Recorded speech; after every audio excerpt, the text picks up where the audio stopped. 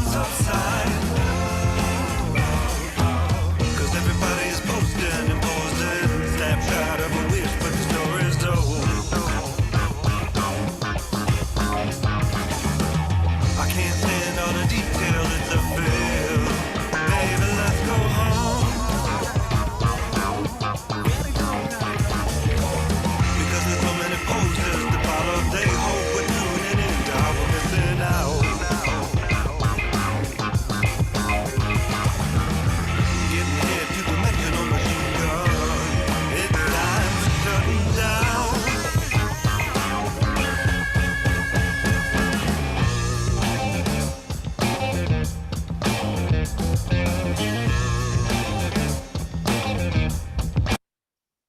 Ladies and gentlemen, welcome to MASL in the Box Live with your hosts, Adam, Matt, and Gio. Everybody get. There.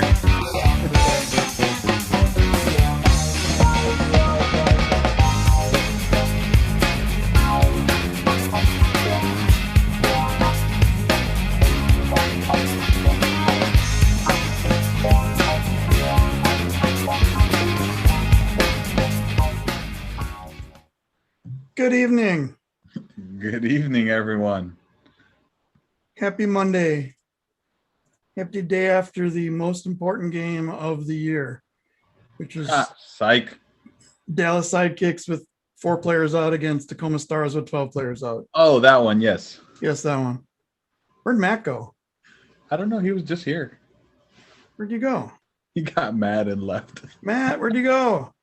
Knock, knock, Matt. Matt was here. We're We're here. What do you guys think of the cool new intro stuff? This is pretty neat. Wait, oh, you're asking them. Sorry. I mean, yeah, sorry. You don't care about my opinion. Pretty. No, but that was cool. I thought it was really cool. All right, I typed in the chat. Everyone call Matt and ask him where he is. Oh, my God. It'd be funny. He's going to get 13 messages like, hello, hello, hello. Where are you, Matt? He's gone. Matt's gone. Matt's no longer with us. Can you imagine if his phone died? So Matt was here early and ready for the first time in a long time. Yeah. He just disappeared. There's a chance that he got a call from one of his kids, Oh, true. but True.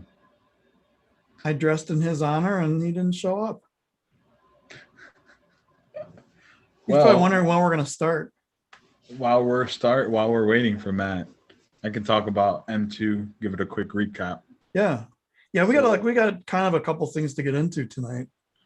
Right, we have a lot, yeah. So the M2, they continued their tournament season, what I call the tournament season, because it's a bunch of mini bubble tournaments. They had the Rocky Mountain, sometimes called Arena Invitational, sometimes just called Invitational. So we're just gonna go with the Rocky Mountain Invitational. So we had 3 sides from the M2 that really mattered. The Alliance FC matters, but they were just a guest player. So any game with them didn't count towards the standings or just for the championship. We had Omaha Kings, Colorado Inferno, and Amarillo Bombers. The Bombers ended up taking the championship. They ended up winning all 3 games. Huge comeback against the Inferno for the last game. The Inferno were leading, I want to say like 80% of the game, and then they went 7 goals unanswered, and the Bombers took the game. So would you say it was 9-3 at one point? Yeah, it was 9-3. It was 9-3 pretty much the whole first half. It was either 9-3 or 8-3, something like that. And then they just went 7 goals unanswered. And then they went 6 attacker, got a goal, and then Amarillo just said nope and scored another one. And it just didn't even matter. And as soon as they got there, they went upstairs to the bar, because they had a bar that overlooks the field. They went upstairs to the bar, received their trophy, and just went home. Wow. Yeah. No time for beer in the beer last league. game. Oh, that's it. I'm out. Just Nice cool. shirt, Matt. Well, thank you. Your Dennis jersey's said looking nice as well. Well, see, here's the thing. So I had to work 5 to 9. So I'm like, well, to cut down on time, I'm just going to wear a shirt. So all I have to do is take my scrub top off and then not have to worry about changing. So Ah. Smart. So we were talking about where you went because you were there during the opening video and then you just vanished but we couldn't tell. And Brad says, I would say maybe he's in the bathroom, but he usually takes us with him. I mean, yeah, I could have taken you, but I would prefer not. Yeah, I like being at the table. So I had a friend who was a bass player in a local band, and they were big. They were a Celtic rock, all original Celtic rock band, and like huge. Wherever they would be able to get a full, all expenses paid trip down to Atlanta every year for like this giant festival, and they had this like very very pro looking setup and everything. While they were playing in this club, and he ate something before that didn't agree with him. We'll just put it that way, and had a wireless unit. And decided to see how far it could go. So he took his break in the middle of a song while playing. I don't know. I'm trying to figure out the mechanics. I can't, so I'm not good. So anyway. I thought it was a joke coming. I'm not even gonna lie. I thought it was a segue into a joke, but No, that was the story. There's no joke. I never tell jokes on this show. oh, usually waits until the last like 3 minutes. So all we have to do is just log off and everything's. got it. I'll come up with one for tonight. Please don't tell the really, really long one. I like that one though. I like that one too. So you guys know what a Napoleon is, the dessert? Yes. How do you eat a Napoleon?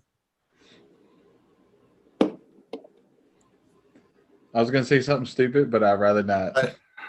Is this a joke or is this an actual question? It's a question. I bite into it. So I've never had one, but I've Okay. seen them on like Chopped and a bunch of shows on TV. It's like layers of like what pastry and stuff. Like So it's kind of like baklava. I like baklava. So you would eat it with a fork? You can eat it with a fork if you want. Gio, how would you eat a Napoleon? I've never had one. And neither have I. That's what I'm wondering. Anybody in the chat, how do you eat a Napoleon? With a fork and knife. I need some answers. I need answers. Wait, I know we're on a Joe, slate delay. again, you're doing this to me. what is going on? Your face is almost as red as your shirt right now, Gio. I can't deal with this. So nobody's gonna answer. No, let's just dive right into it. So okay, all right. We'll come. You can either. I mean, you could. It depends. I mean, it could get messy, so you could like eat it with a fork. But I usually just kind of. All right. What do you do? Can you demonstrate that again?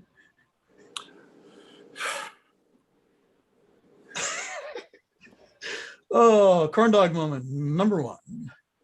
So we'll come back to that. Both of them or just the one? So everyone watching in the chat, think about how you would eat a Napoleon, and we'll come back and revisit the answer. So where do we start? A couple things happened last week. In the Why are you happy? We'll get to that. I guess first, East teams are out. Yeah, yeah. Maybe that's why you're excited. Oh. Woo! Never mind. Why you do that to me? I mean, there was still talk of, I can't remember what broadcast it was, but somebody was like, It was Florida.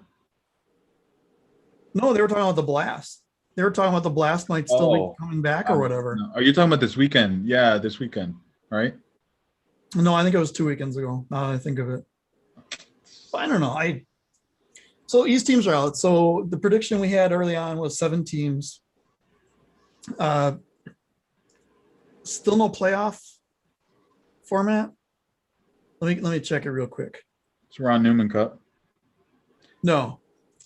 No, it is. However, there was some breaking news that I think out of all the things in the league that most people don't think this is as big as it really is. This is huge. This is This like is- a year in the making, basically. This is almost a year in the making. Almost a year in the making. It's just shy of 11 months in the making. The injury report has been updated. I mean, Angels are singing right now. It's just it's like that guy who was talking to us during the intro. let there be an injury report update. Welcome to MASL in the Box Live. Thank you, the marvelous voice of Eric Bergrud, for doing that on such short notice today. Oh, That's hilarious. awesome. You did that today. That's You awesome. did that today. You're the man, Eric. You are the man. That was awesome. I really appreciate that. And now your name, and if you don't like how it sounds, it's already in the video, so it's too bad. So No, yeah, it's the all good. YouTubes are out. How do you feel, Matt? Let's get to that. Feel good? I think, given we knew this was coming. We predicted it. We've heard it so many times. I think it's okay. This is the kind of season it is. We just got to stand by the league, cheer it on. Whoever wins. It's for the players. It's for the teams, for the fans. And, this is a good chance to, like you said, Matt, to get to know some teams that you may have not cheered on before. Yeah, absolutely. I think every day that went by, I kind of knew it was going to happen. And then the announcement was made, and it's good. It's all right. It sucks for the players of those teams. Mm-hmm. Sucks for the fans as well. But like you said, I mean, we're here to promote the sport as a whole. Yeah. So we look forward, and it's only 9 months away. I mean, let's look at it that way. Yeah. The season is 9 months away. So it's And- not like a year away or whatever, but in November, we'll all be hopefully back. Yeah, Rochester pretty much had no place to play. Well, Rochester didn't, Baltimore didn't. And Utica did because the Comets are playing. right. But they obviously have the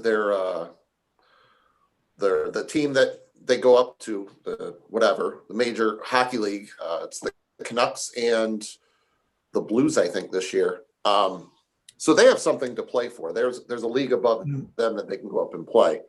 But yeah, Utica didn't have that. And I'm pretty sure Harrisburg was in the same boat where they wanted to play in front of fans. And Yeah, which makes sense. yeah, I hope, and I hope none of those players sign with Florida. That's all I say. All I have to say. It's like so two things. One, Matt, you should have known the moment Hannah said no. Yeah, Right. yeah, You should have known. I should have. And two, it's it gives the teams the time to get themselves ready for the season coming. And the best part about this is all four of those teams, majority of the other teams as well, are starting to become active in social media again. So I've seen the Wave posting. Baltimore does their weekly show. Sometimes they post. Utica does their show. Harrisburg is probably the one that's least active. Rochester's pretty active, but some of the other Mesquite's been really active, and they announced it a long time ago. yeah, Right. Mesquite's been active. Monterrey's been active. Sonora just started to become active.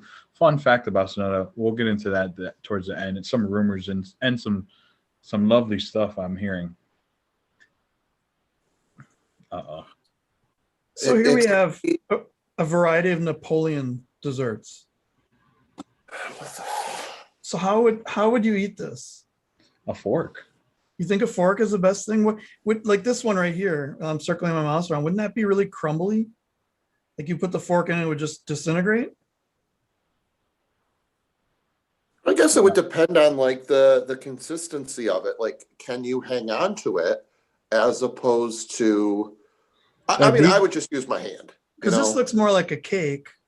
Right. But this looks more like like a Pop-Tart sandwich. But if it's Baklava is super. I mean, there's honey on baklava, so it's like super sticky. So eating it with your hand, I mean, you could do it, but then you'd have to like wash your hands afterwards. With a Napoleon, Yeah. I think you could get away with it. All right, we'll revisit it. I still haven't heard anyone in the chat if they know how to eat a Napoleon. All right, next topic. What? What? You didn't want to take my? I think he's looking for something specific. I think I he's want looking more. for like I want some more feedback. a French fork. I want to get some. Are you more. looking for like a punchline to a joke or something? I mean, there's a slight possibility of that. Let's just put it that way. He wants someone to say a spoon. All right. Step 1, how to eat a Napoleon. You pull the bone apart.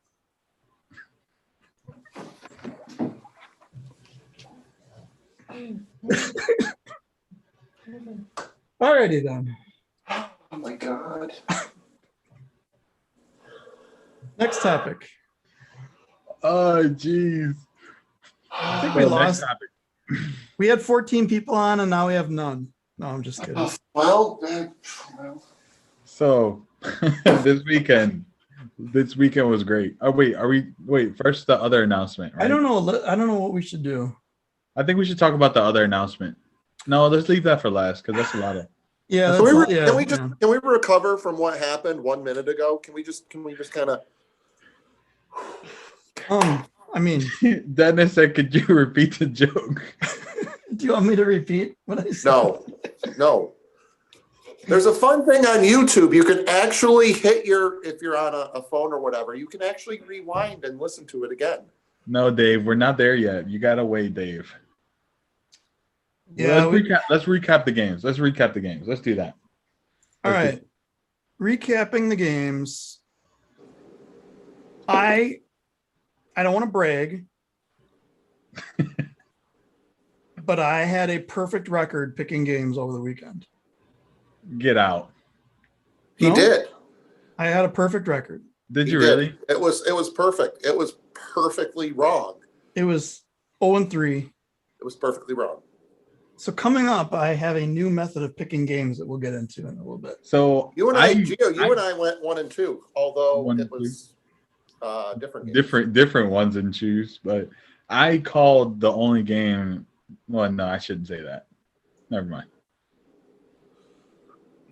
In a COVID world, we picked one right, even though like 60% of the rosters were. Dude, that's pretty bad. So Dennis says his sound was off. He wants me to repeat the joke. No. The problem is such a piece of mastery. It's almost like artwork. You can't lower it in standards by repeating it again. Something like that just needs to stand on its own for what it's worth. I theoretically, we could repeat it 1,000 times by just rewinding. We need to get Eric. We need to get Eric to do like screen. We need to get Eric to do like a voiceover, like Adam's joke of the day. Ooh. We could get all sound clips and I could just play them one after another all night long. I could just record. So I still have to work on the I want to add something to the opening thing. Okay. So I gotta work on it. I'll try and remember that tomorrow. All right. So first game, the first of the doubleheader, Ontario Fury visiting the St. Louis Ambush. Now there's another aspect of this whole thing that comes into play. And that's at the time that we picked these games, we were going on the knowledge that we had. So we picked games Monday night. Apparently the time between Monday night and say Friday afternoon in MASL times is like 3 years in normal people's times. Right. Because I picked based on an ambush team that was kicking ass, just beat Florida, had a 3-game win streak, lost a game to Florida, but they came back and dominated Florida. Mm-hmm. In between there, We lose 3 teams from the league. We lose the commissioner. We'll talk about that later. And like 20 players were out for COVID. You could field an all-star COVID protocols. with those players. COVID, okay, yes.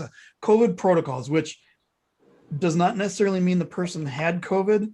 It could also mean that they were around a person who had COVID. And the best part of that phrase, which is, it's a very, very political phrase. It means that the teams don't have to say who had it and who didn't, and it doesn't even get released. They just say, oh, they're out due to COVID protocol. And they can go kind of like, pro teams saying, oh, they're out with a undefined injury or whatever, and they're probable or questionable or whatever. So I'm happy they're doing that. I'm glad, because you don't want the players' feeds to be filled up with, oh, get better. And then they say, well, I don't actually have it, and then start an issue. Yeah. So I'm glad the way they did it. I'm perfectly fine saying COVID protocol. And I think, I don't know if HIPAA throws is in play for that. It's a good point If too. you said player A had COVID, you'd get the people with the hate messages like, oh, why didn't you mask up? So Exactly. So perfectly happy with the way however, the players out. I mean, Niamsi was out for, this is St. Louis. Niamsi was out. He's not a regular roster player. He's kind of like that bubble 15th, 16th, 17th position. But then Max Ferdinand right off the bat. Stefan Mijatovic, we got the official pronunciation last week. I hope I got that right. Richard Schmerman, Paulo, who might have still also been out with a groin. That wasn't really clear if he was out they didn't, or groin. It was questionable with the groin injury. And Sam Guernsey. How'd you pronounce his name? What? How'd you pronounce his name? It is not Guernsey. I'm so we'll get into this in a little bit too, but the pronunciations around the league have been just ridiculous. So I messaged Sam and I said, how the hell do you pronounce your name? Because everybody in the Midwest knows how to pronounce Guernsey Dairy, but except for this guy, Ed Sheeran on the St. Louis broadcast is pronouncing it Guernsey. Oh my God. So just until this moment, I realized who that is. When you said it in our group messages, I was like, how the fuck did they get Ed Sheeran? It wasn't to this moment. Just Oh boy. What? So for this week's corn dog moment, just start this video from the beginning and just hit play. Start now and then Let it go. Wow. So I did hear that. So all the teams are given pronunciation guides. Most of the teams probably don't even look at them, or they don't get to the announcers or whatever. But if you look at the pronunciation guide for St. Louis, it says Guernsey. So I don't think we can hold that against them as much. Let's get into the actual game though. So the MVP of that game, let me just say, the MVP of that game was the crossbars for the St. Louis Ambush. So, would it be the crossbars or the shooting foot of the Ontario Fury players? Yeah, I don't know. Yeah, But Ontario just kept shooting, and it was going off every post, crossbar, you name it. It was, what was it, like 30? Did they say 38 shots? Well, so here's another thing. Wait, no. Let's recap the game, then we can complain. I'm not complaining. I'm just stating. No, we're gonna complain. Let's be honest. We're gonna complain. Okay, all right. What the hell are the shots? It was a good game. It was a good game. Petracek played out of his mind as usual. Howard Miller, surprising candidate Watching for Howard Miller of the year, I think. Yeah, watching him is something special. He's fast. Yeah. He's almost, I mean, I can't remember who he was chasing down, but whoever it was, I thought that player was fast, and it looked like he was in slow motion because he had 6 or 7 steps on him chasing the ball back. It was simple defensive play, chasing the ball back to pass back to the goalkeeper. Yeah. Almost didn't make it. because how fast Howard was. Yeah, Howard- I mean, he was fast, but yeah, I thought it was an evenly matched game. I think the last goal for Ontario could have been avoided. But all in all, I mean, Frank is Frank, and Yeah. he's Yeah. gonna bowl people over and right through the 5-hole of Petrocek. And the funny thing is, I didn't think Frank played all that great that game. That's what's sad about it. You But got a then all of a freaking sudden- hat trick. Frank gets a hat trick. It's like, where did that come from? And I don't think so. Although I want to take some of that back, because I think Frank's gotten a bad rep as never defending, never coming back. He was blocking shots. He was running back on defense. He was 5 behind the ball a number of times in that first half. And then I think he kind of ran out of gas. He and the rest of the team kind of ran out of gas. But then he just, I mean, Ambush was up 3-1. I mean, Mr. that's really, Hernandez and Frank just took it away then. it's really, shows you like what a good striker does and what a elite striker does. Good strikers, I hear, need a lot of chances to convert. Well, elite strikers need 1-2 opportunities, Yeah. and they're probably getting 1 or 2 goals off those opportunities. And I mean, Frank proved it. I mean, every time, if it wasn't blocked, and he did hit the post one time, it was a goal. Besides that, Yeah. But I think, and I mentioned this in our chat, I think if St. Louis had their players, if they had Ferdinand Mijatovic, Guernsey, Paulo, I think St. it's Louis would have won the game. totally different game. St. How Louis about would have that won one? that game 100%. so Miller impressed me not only because of the way he plays and when he's on the ball and all that, but the fact that he stood up to Frank and Izzy. He didn't care who, and they're huge. He didn't care. He was like, all right, we're gonna go at it. We're gonna do this. It was pretty impressive. Yeah. And also the way he plays. So, I mean, like I said, I think this was more of a St. Louis loss than a Fury win. But Fury did look for it, and they outshot St. Louis. They outpossessed St. Louis. They played the game, but is that really something strange for St. Louis? That's been a theme. I don't know, but it hasn't been. So the last 5 games they went 4-1. Right, but I'm saying Yeah. I'm saying outpossessed and outshot. Oh, yeah, but still, they look like a completely different team. The possession wasn't there at all. The Oh yeah, of passing, course. the crispness, the chemistry wasn't there because of all the players that were gone. Yeah, of course. And I mean, you have to be able as a team to get through losing a Max for a couple of games and a Mijatovic for a couple of games and a Schmerman and a Guernsey for a couple of games, but not all at once. Yeah, they held their own in that game, and credit to Everton and those guys. I mean, they hung in there with all of those injuries, and especially, I mean, Duduka's out, Pepe's still out. Like, Yeah, right. so a lot of their key players were missing in that game, and they still only lost by 1. So I think I'm not going to say Ontario got lucky, No. but I think if St. Louis had their players, they would have won that particular game. Now the second game, Yeah. completely So back to the first game real quick. If Ontario, and granted, this is a lot of ifs, but we've been talking about the last couple of weeks. Alex been talking about it as well on his show, where the first game for these West teams seems just really, really off. I think if this was Ontario's, say, 3rd game in, Right. it would have been a that's what I'm saying. completely different story. Right. think- well, I mean, we're kind of seeing it in the second game when we get into that. Yeah. I think all those shots that hit the post start to go closer and closer and closer, and Yep. they start to go in. It could have been a blowout in the first half at that point, Yeah. I think. I think I agree. If we start throwing the ifs, like if St. Louis Right.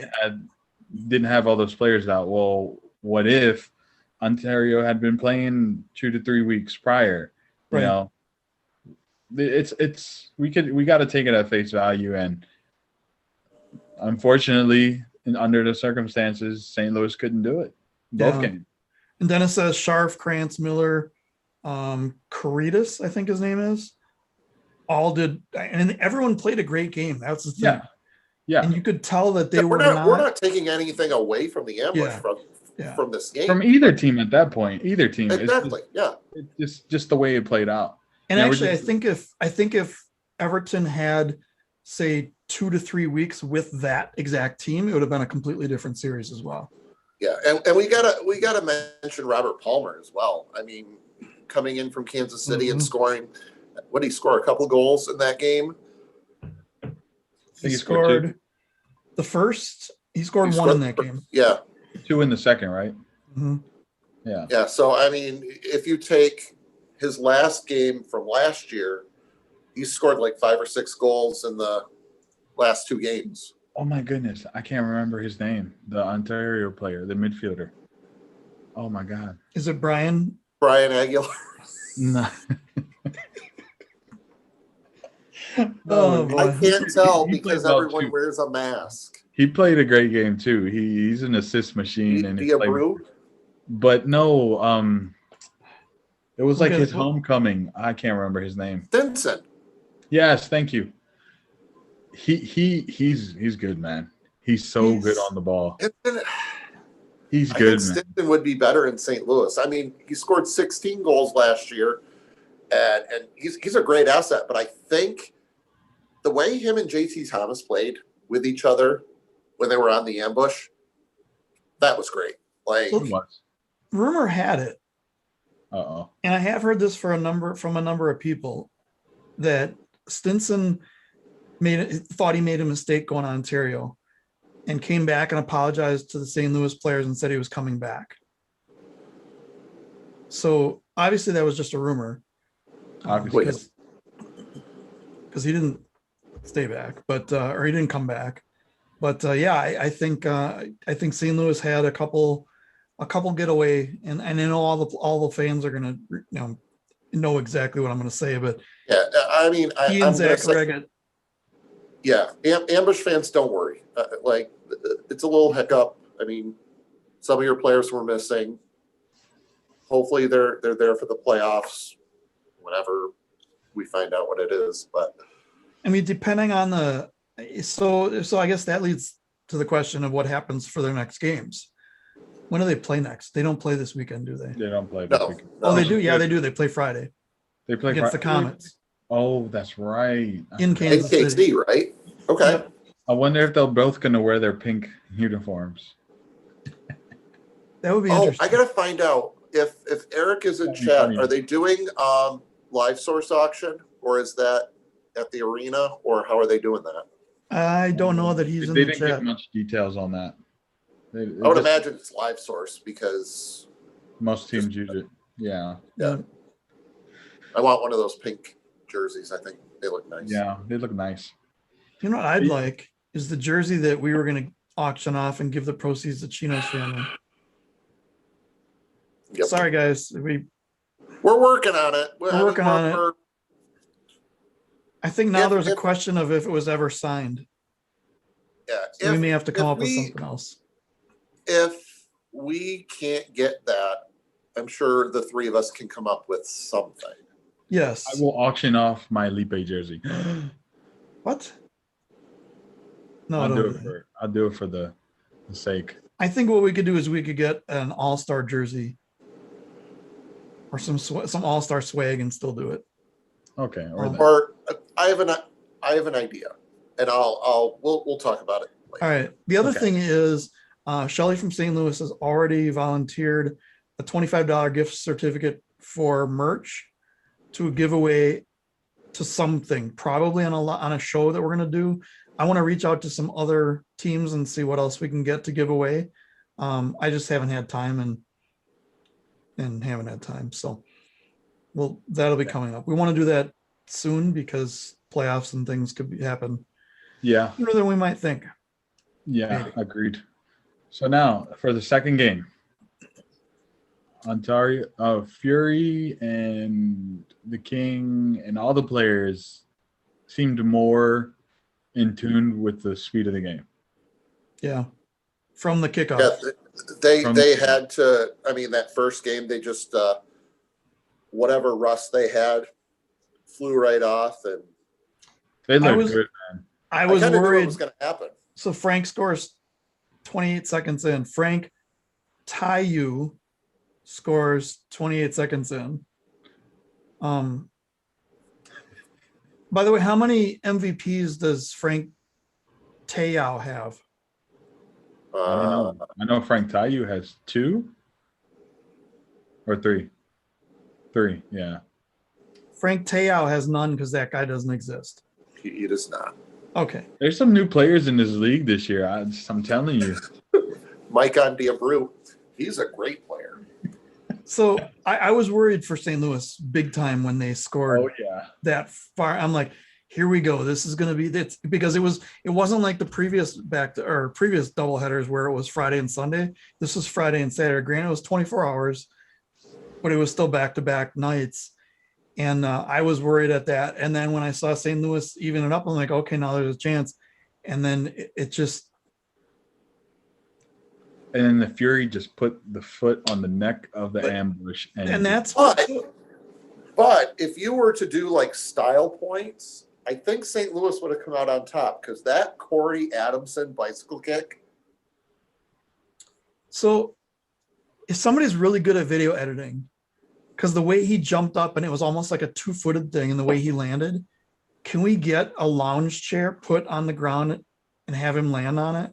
Because that would be awesome. I think that would be, but so we got, I mean, St. Louis tied.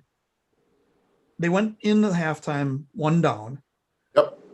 And they tied a couple minutes into the third. But then you could tell that was all they had. Yeah, 'Cause then it was just got away from him. inevitable. I mean, it was inevitable, and that's why I picked Ontario to win that second game. I mean, St. Louis has already played. It would have been 8 of their 12 games if they decide to play more, whatever. But this is their game 9. Yeah. And with all those guys missing in a back-to-back environment, yeah, they were gassed. Yeah, they just looked out of it. They were just, it just so the players that they had brought on to fill the gaps that they had obviously depleted all those players. I think it was a total of 7 players that they were out. I mean, Well, it Like that was 6 or 7, yeah. it was 6, but then so what happened? And I want to bring this up too. Lucas Almeida had emergency appendectomy Yeah. surgery sometime between the time the game ended Saturday or Friday night and before the game started Saturday. I heard it was late Saturday or late Friday night. So we want to wish him best luck recovering. yeah. Should be a pretty standard thing. Pepe had surgery. Want to wish him best of luck. And the big one is Duduka had surgery on his Achilles. Right. He's going to be out for a long time, but we wish all 3 of those guys as fast a recovery as possible. Yep. Yeah. Absolutely. Seriously. And Seriously. anything we can do to help, that we'll Reach do what out we to can. Yeah. GoFundMe's, things like that, let us know. We'll post them, or you can. Or you know what you post could them- do? You could send them your jokes. I'm sure that would make them feel. That's a fantastic idea. Yeah. I wonder how well they translate to Portuguese.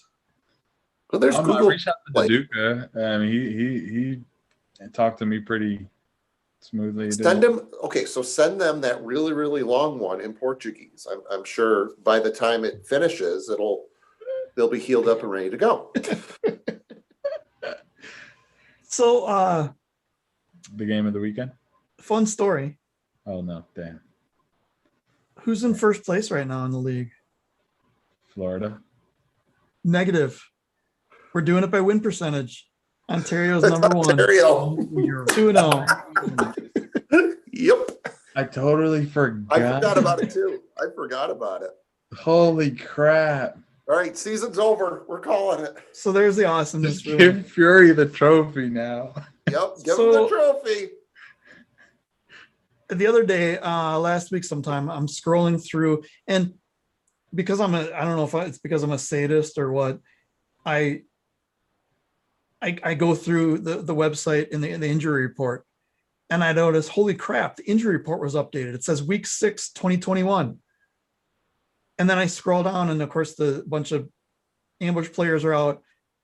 None of the COVID guys made the list, but then I scroll down to Tacoma, and 10 players were out listed as out for COVID protocol. I don't have the list of the players anymore because they updated it already, but it was Oh, geez. I mean, it both was goalkeepers. both Waltman, Pereira, Keats, Yeah, everybody. Ramos, Dantes was out. Dantas. Dos Santos, yeah. So they had to bring in a keeper they had to bring in half the team from their reserve team. Yep. So obviously, if I would have known that, I might have thought to pick differently, but I probably still would have picked against Dallas. Didn't Dallas have a few players out too? Dallas had Freddie and 4. Lipe. Yeah. They had one injury and they had 3 COVID. Mujan, Lipe. I didn't see. Was Quintana out there? I didn't see him. No, he was Quintana out. was out He too. was one of the ones that were out. Oh, okay. Quintana was out too. Oh, and oh no, he was there. Never mind. So yeah. So I mean, it was an interesting game to say the least. But Dallas did it. So both teams, I mean, granted, there's some superstars on both teams that are still playing. Mike Ramos was incredible, and the Blue Mohawk just awesome. But watching them play, It was so was slow. like if like there's some like hidden rule that we don't know about, that they're going to lose a goal if they cross the yellow line at any point, because all the play was like both teams were doing like play out of the back, bring it up, and then lose a pass, and then the other team would run up and do a rush and then realize they were like 1-on-4 and then pass all the way back and then do the same thing. It's like, guys, you are killing me here. It was a really slow game. It was so slow and defensive. Both teams. Granted, so wait, real quick. Tacoma, really good job bringing up your players from your reserve team to play, which to me, that's a class act. I would love to see more teams have reserve sides to do that with. I know a lot of the teams do have second teams, but we don't know anything about them, so we can't really say like, oh, that's a reserve player. Right. If only there was a league that they could play in. I imagine that. Like a pyramid. And then like the top team could sell their products to the second team, and they could sell their products to the third teams, and then everyone makes money. Can we call it something like food related? Can it be like an MASL Napoleon? I like it. Like layers. How do you dissect an MASL Napoleon? I don't care. You know what? I don't really.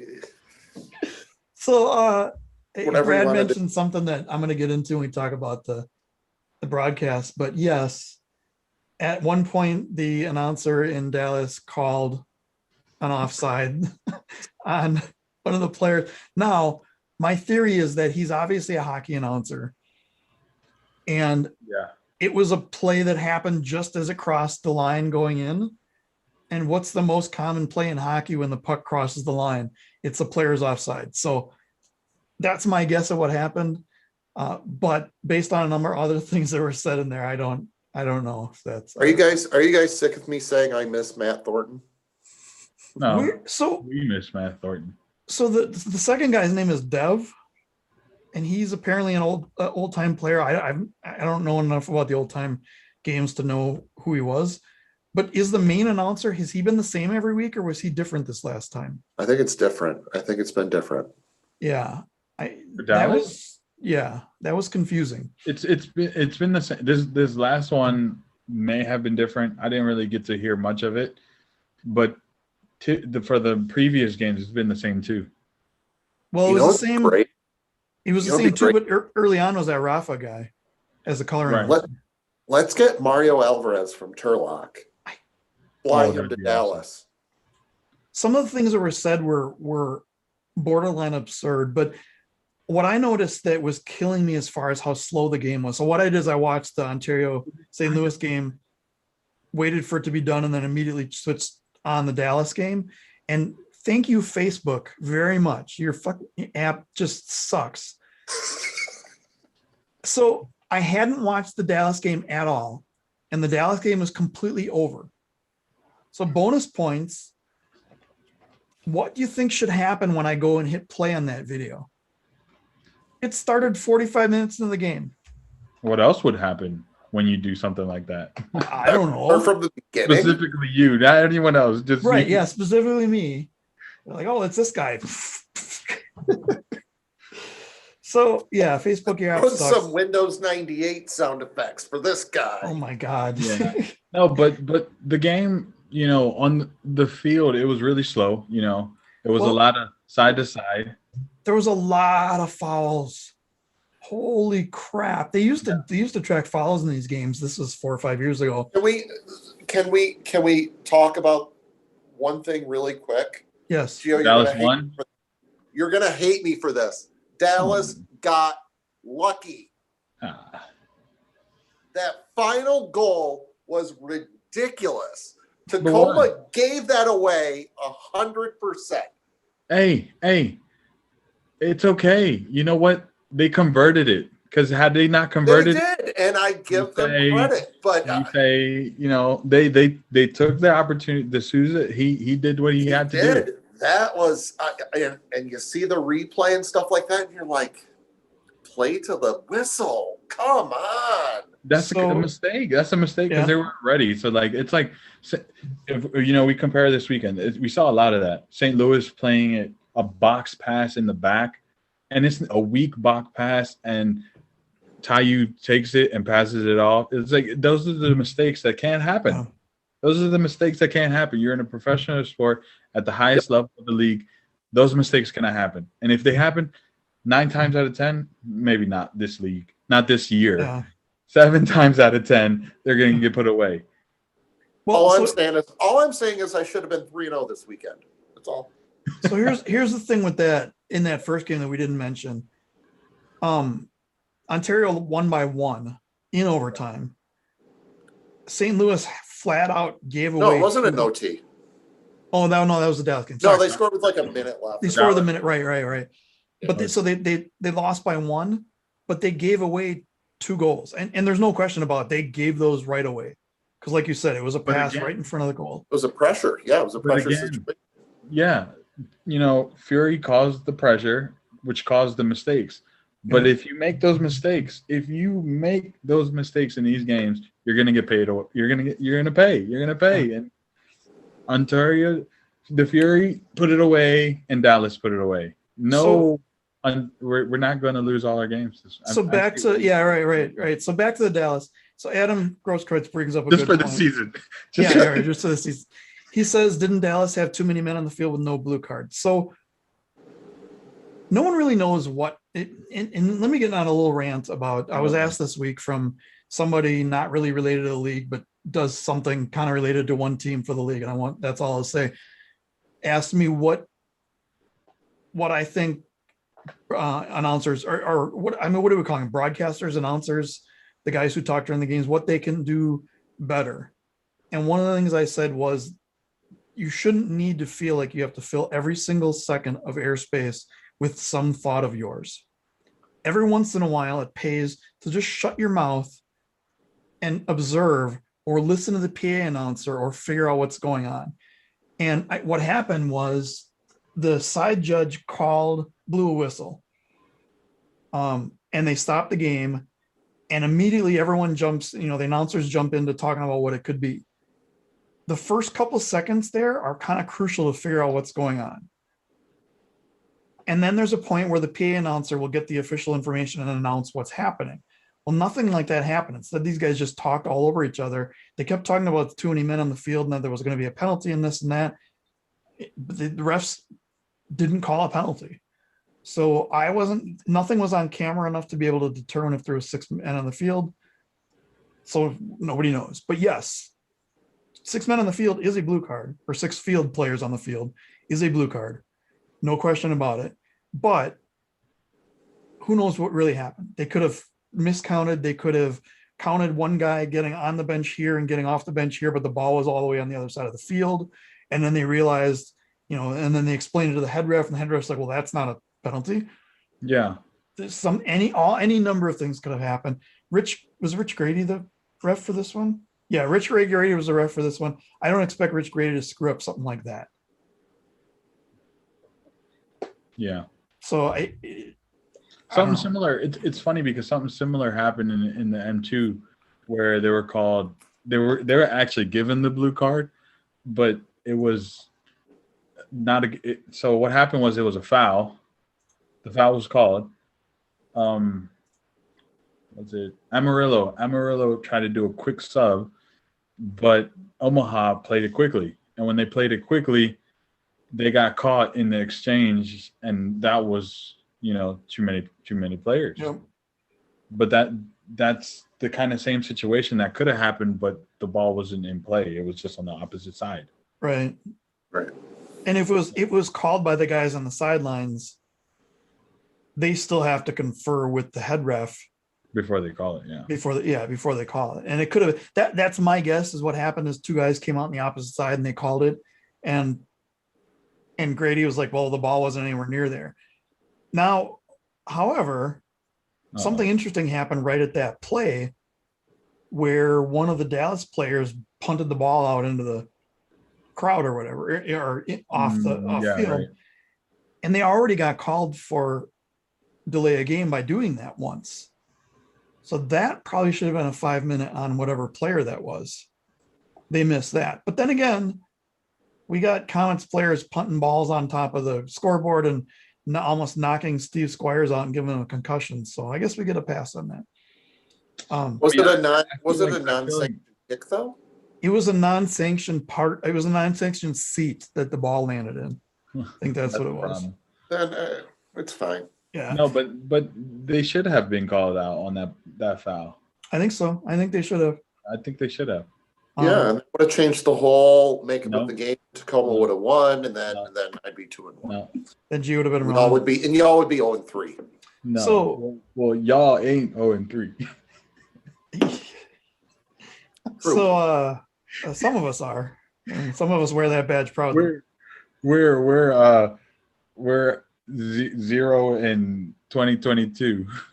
Yeah, right. Yeah. So but D'Souza, lights out game, Great game. breakout star. Yeah. I haven't, because we always hear Freddie Mugin and we hear Lipe, and that's where all the attention goes. And I know they have other good players, but D'Souza has not stood out like this ever for me in a game. And it's funny is he was the one who got the yellow card for the delay of game, and they lost him for almost. I made note of the time, because 5-minute penalty, you don't come out at the 5-minute mark. You have to wait till a stoppage of play. Yep. And I think it can't be a foul. It has to be like a out of bounds or goal or something like that. So they can't come in just on a foul call. It can at the top of the arc though. Top of the arc makes sense because they actually stop play for that, but like a restart foul, I can't right. do it. Yeah. So but for him, he was out for almost 7 minutes. And their offense almost, that's when they gave up a bunch of those goals. So for them to come back, for Tacoma to come back during that time, and then all of a sudden they come out in overtime and win. Well, it's because so what happened was Dallas, when they lost them, they did what Dallas does, and they parked the bus. Yeah. They really sat deeper. Where they were sitting at the half, now they were sitting at their yellow. Right. And yeah, I mean, it hurts me to say this because I happen to watch a championship get won by doing this, but you can't defend for that long. You can't defend unless for a quarter. Unless you are a defensive team. Unless they're Milwaukee and can do it to the blast on a 1-goal lead. So that everyone in the crowd can lose their freaking minds. I can imagine Adam that game. I mean, it was crazy. I remember I texted him. I was talking to him during that game, and he's like, "I can't take this. I might have like a heart attack or something." This is absurd. So Adam brings up another point. He thinks Tacoma's lucky because their goalie didn't get a card for using his feet on the fallen Dallas player. That was weird. Yeah. So like 4 angles didn't show anything, and the 5th angle shows him outright standing on the guy's knee to get up, and the guy's like, oh sorry. Like, How do you not know you're putting pressure You on know something? that was that's not a intentional. You know that was intentional. I mean, Yeah, so that- Dallas shouldn't have won that game. I think we should just have Tacoma win it, and then No.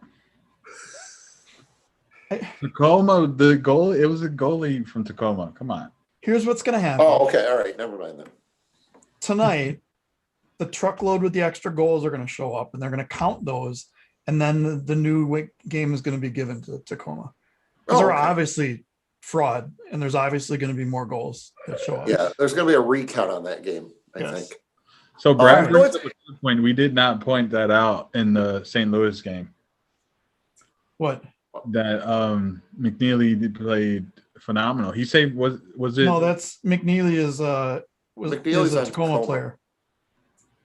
Oh, you're right. You're right. Sorry. So- What's the St. Louis player? Oh my God. He saved it on the line. He saved it on the line. Oh, who was that? I don't think I ever saw who that was. The weird, crazy, awesome Yeah. bicycle kick. Yeah, yeah. And what's the craziest thing about that is you'll see it throughout the game. That Oh my piece of carpet that's behind the goal is not stapled or tacked down at all. So that thing moves all over the place. He was like a half a step from hitting that and losing his complete footage and just go sliding through the goal. Instead, Yeah. he managed to hit it perfectly. I said it was shades of Tenzin Rampa. Absolutely. That one against I forget who it was against. It was against Chad Vandergriff's shot from St. Louis. Oh, okay. So yeah, that And then the was- next year, Burned Chad into came his to the wave. it was memory. identical, like Not- completely identical. That Burned one into made the his Sports memory. Center top 10. Tenzin's did. Ontario should have too. The problem is they didn't have a great camera angle on it, and they never replayed it. We're gonna get into that whole thing later. Yeah. So But I Evan want to say, McNeely- like, before we go into anything else, I just want to say, like, we're noticing a lot of these teams having their key players out, and the big question is who's going to step up, and I think we're seeing that with Mhm. all of these teams. I mean, Howard Miller in St. Louis, Felipe de Sousa in Dallas. The goalie, Arguello for Tacoma played great. he was. I feel bad for him because he'll never be able to play again. Yeah, like because- you're seeing these yeah. guys have to step up. If I were Lane, I would say, "Hey, Danny and Chris, you're never going to be seen in the same room at the same time ever again until the season's over." Yeah. Because there's no way we can afford to have both of you out. And it's gonna be interesting to see if these other teams like San Diego, Florida, if they have people in COVID protocol, who's gonna step up for them? Now, Florida, their bench is ridiculous anyways, but Not everyone can Funny- be Florida.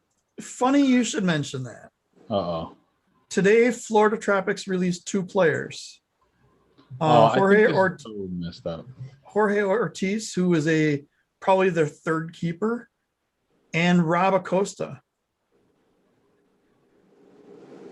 So I have a theory. Rob hasn't played really at all. He's played in 1 or 2 games, but he was doing play-by-play announcing with Brian Brian. Yeah. Atley. Adley, yeah. Here's my theory. He's going to be played by common color. He's going to St. Louis. He's going to be picked that's up what in I'm St. thinking. Louis. And it would be a fantastic pickup. I think it's a great pickup. Yeah, No, because- as soon as you said that, like Rob Acosta's a great guy, a great player, defensive player of the year. Was it 17, 18? Something like that, yeah. Yeah, because Toby had a 18, 19, and then 19, 20 was Drew. Russell's. So, So I think that would I be think it's going to be a reuniting. That's going to be good. That's going to be good for St. Louis. I think Well, I if mean, that happens. If that happens. yeah, it's weird why it wouldn't be a trade. But some of the weird things in this league that happen, and again, I don't know anything. I have not heard that. I was just told today about 4:00 that Scotty Fellows messaged and said, "Hey, former Defender of the Year just got released," and I'm like, "Huh?" And I headed over the transaction page immediately because I usually hit that every other day or so just to look. And yeah, sure enough, I saw that, and that was my first thought: is I bet I wouldn't be surprised if he goes to Florida. St. Louis. St. Louis, yeah. He was already in Florida. He got released from there. Oh yeah. Where am And I? that's, and that's the thing with the Florida Tropics. Like you have this Like that. stacked lineup, and it's like you can't field everyone. So there are Right. players out there, and I'm going to call out Antonio Manfoot.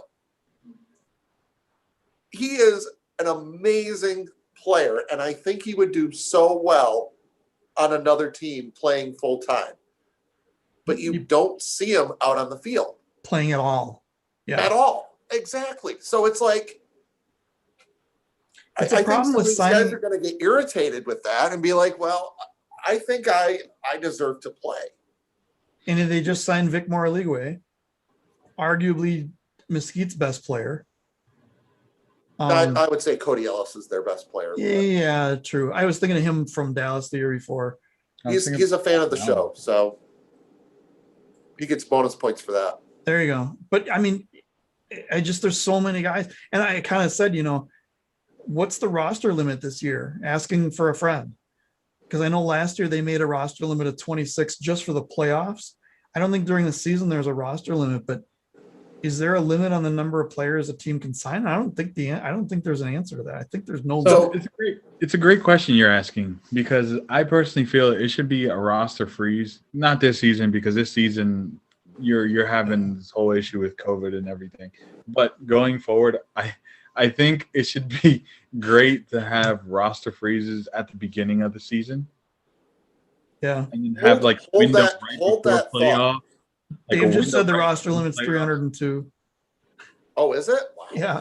Hold that thought, though. But let me ask you guys this. So it's kind of a combination of that and another question I had. So we have the three teams, Utica, Rochester, Harrisburg, Oh man. out. Do you see any of these players signing anywhere else this season? I say no. Here's what's going to happen. I say no. Here's what's going to happen. Playoff format's going to be all 7 teams make it. And Dave already beat me to this. Dallas is going to, Simone Boza is going to step aside. Giuliano Oliviero is going to step in as head coach. Oh my God. And then we're going to pick an all-star team between Milwaukee, Blast, Harrisburg, Utica, Rochester. Well, you can throw. Turlock has a couple we could use. We could use. And that'll be the playoff. Then, so then Gio's going to be right, because he's been on the Dallas bandwagon this whole time. So They're going to be called the Dallas Wave It's Blast not Heat bandwagon. Lancer FC Kicks. Blast. It's going to be hard to fit that on a uniform. It is. It really is. We should just take the first letter of everything and just make a new name. It's going to still spell blast somehow. It is. Yeah. So Dave asked what the playoff format should be. Okay. There's a couple ways to look at this. All Wait, teams hold have to on. make. Let me finish my thought about the roster. What roster? The roster freeze. Oh, yes. So I think going forward, this would be great if they could do a roster freeze at the beginning of the season, right? Or maybe, at the beginning of the season, then unfreeze it maybe for like 2 weeks before the playoffs or 3 weeks, and then freeze it again at the playoffs. What? So okay. So you're saying freeze it. So freeze the rosters, and then would it be called a roster thaw? Oh man, look who. Or for people in the Midwest, It's their corn unthaw. dog moment. Yeah. So the problem with that in our sport, and I don't want to make rules like, oh, well, our sport's different and we can't do this because of this. But there's so many players who can't play that first couple weeks or month because they have outdoor commitments. And the way the contracts read is you can't, or not even outdoor, it might be the national team or whatever commitments. The way the contracts read is you can't play on another pro team while you're on an But you MASL pro roster. But you could be on negotiations. You could. I do like the idea of, I mean, let's face it. We're doing, I'm going to bring this up in a segment a little bit later, like segment. You like that word? Like we actually have segments. We have a running theme that Yeah. I didn't think we had segments. No. we got to start having segment music. I mean, we did. No, we did. We had rumors. It was. Oh, 'cause right. Yeah. the We had a rumor TV segment one rumors and time. all We're that. gonna make Adam forget his thought. Go ahead, Adam. We can't. Right now, we're coming up with reasons why the roster should be frozen to stop specifically one team from what they're doing. I'm not. I I am. want to see all that for all the teams. I think the new person coming in needs to put an end to all these rules and things that happen because of one team. And that is something that we should Or bring player. up in a little while, Yeah. or even right now, because we're pretty Well, much. let's go over the broadcast. Though I do like. Well, I shouldn't say like. If Florida wins I know that's blasphemy. If Florida wins the league, I wouldn't even be mad. It's good on them and good on the players. As of right now, I think MASL in the box is deeming the Ontario Fury the champions of the season. We're stopping it now. I called Dallas to win. Oh my God.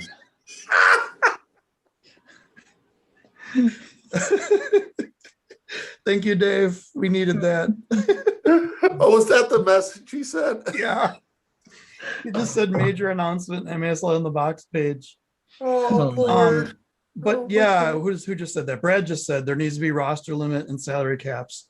All the things that happen in a normal league that don't happen in our league for reasons. And these are things that we should bring up In our next segment. In our next segment. That Okay, so hold your thought, Adam. And just let's do our picks and then we'll jump into this next segment. No, we can't do our picks yet because that's a whole segment in itself. Okay. What I want to do is I'm scrolling through our page here that we seem to have a lot of people posting on, which is fantastic, but it doesn't help me when I'm trying to find something. What are you trying to find? The commissioner thing? The polls. So the last couple of weeks I've been putting polls up before the games for the whole purpose of us to look at those based on the actual results, see how wrong we all are. And I can't find the damn polls. You want me to find it for you? You post too much. Here we go. No, that's. You post too much. It's funny because I'm sure you get it as well. It's like I look at my notifications, it's like 9+, and I'm like, it could be one of two people. Yeah. It could be Cowboys, which he hasn't posted a lot lately, or Gio, and it's like, boop, Gio is posted. Okay. All right. So game one. Come on, I keep the news. No, it's fine. I keep the news flowing. I keep keep it fresh. I like it. It's like a garden or like a fire hose. Game one, Fury at the ambush. Our faithful MASL in the box. Oh boy, we all went 0-3, didn't we? 26. No, we didn't. Adam. No, we didn't. Some of us went 1-2. Yeah, Some of us went 1-2. Oh, wait. No, I'm okay. Hang on. So 26-12 were the votes for St. Louis. 26 people wrong, including a Matt Huber. Game number 2. Well, yeah, I picked St. Louis to win.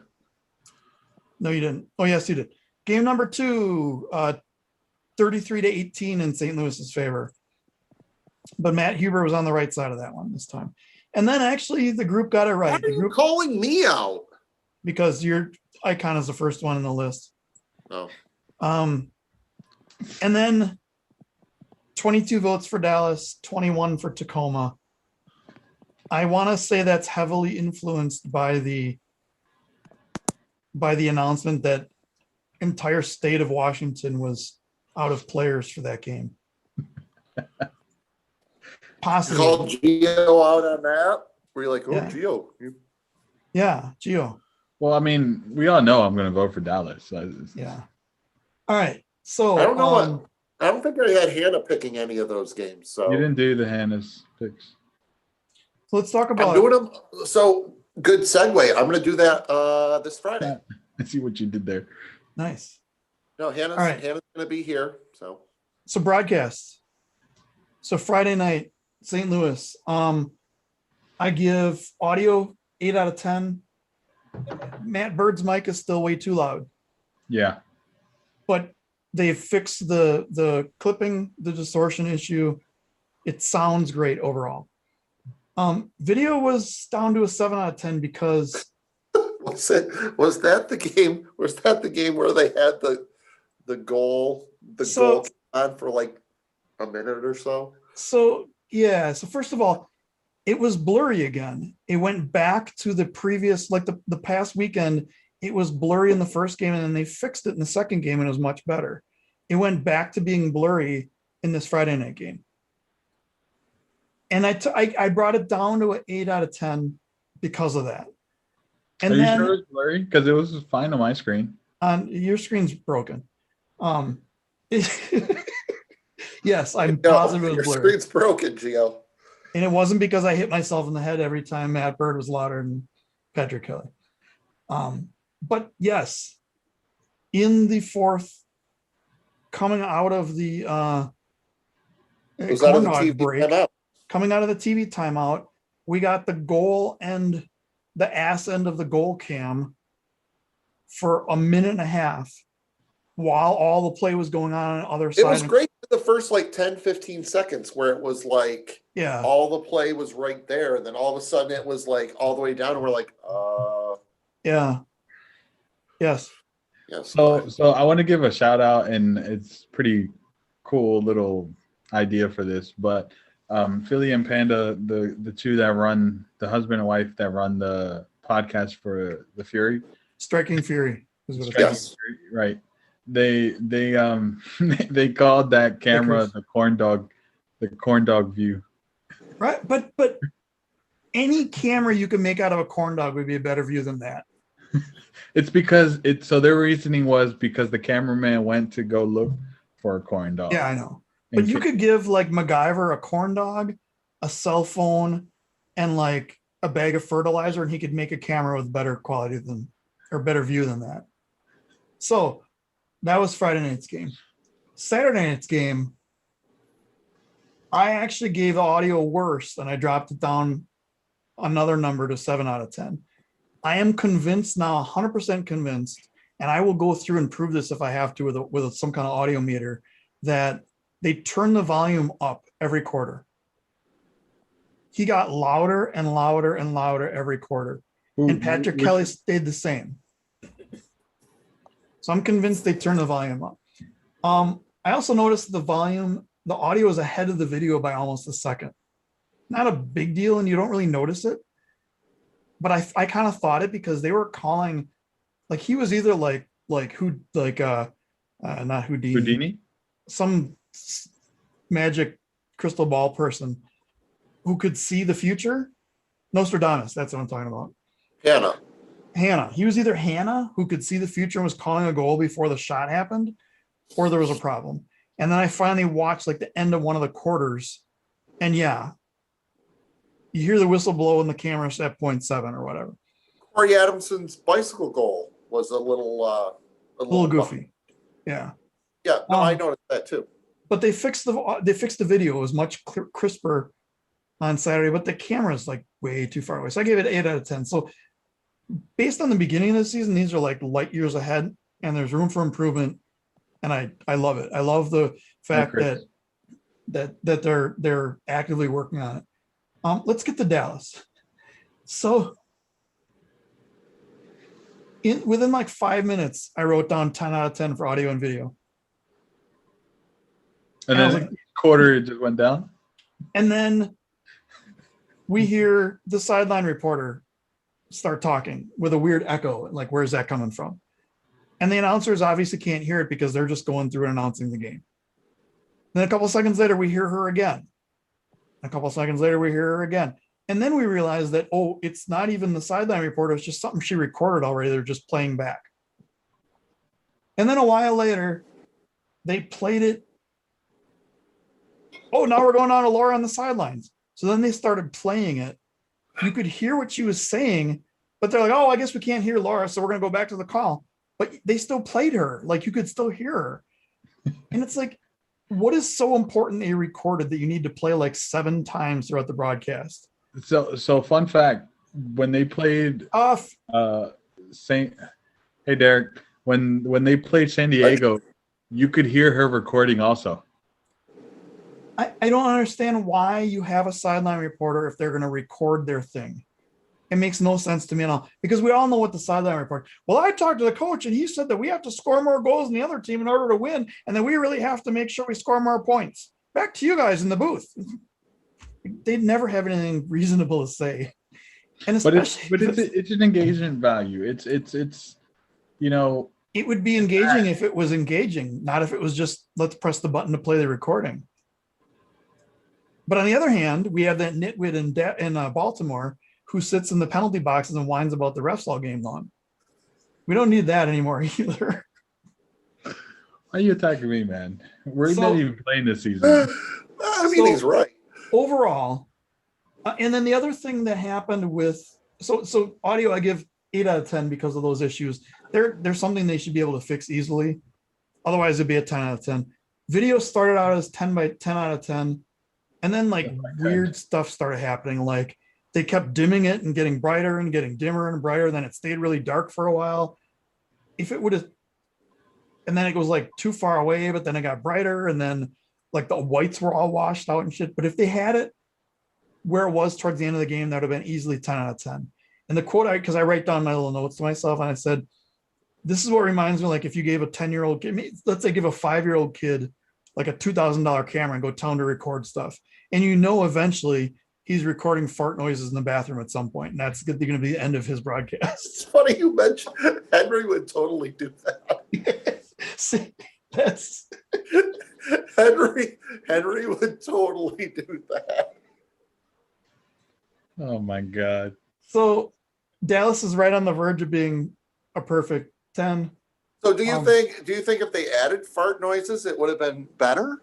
So I want to clarify this by saying that I am not in my rankings here. I'm not critiquing the level of knowledge or skill in what they say, because I'm assuming that at some point I'll be making these critiques with Spanish teams where I don't understand what they're saying at all.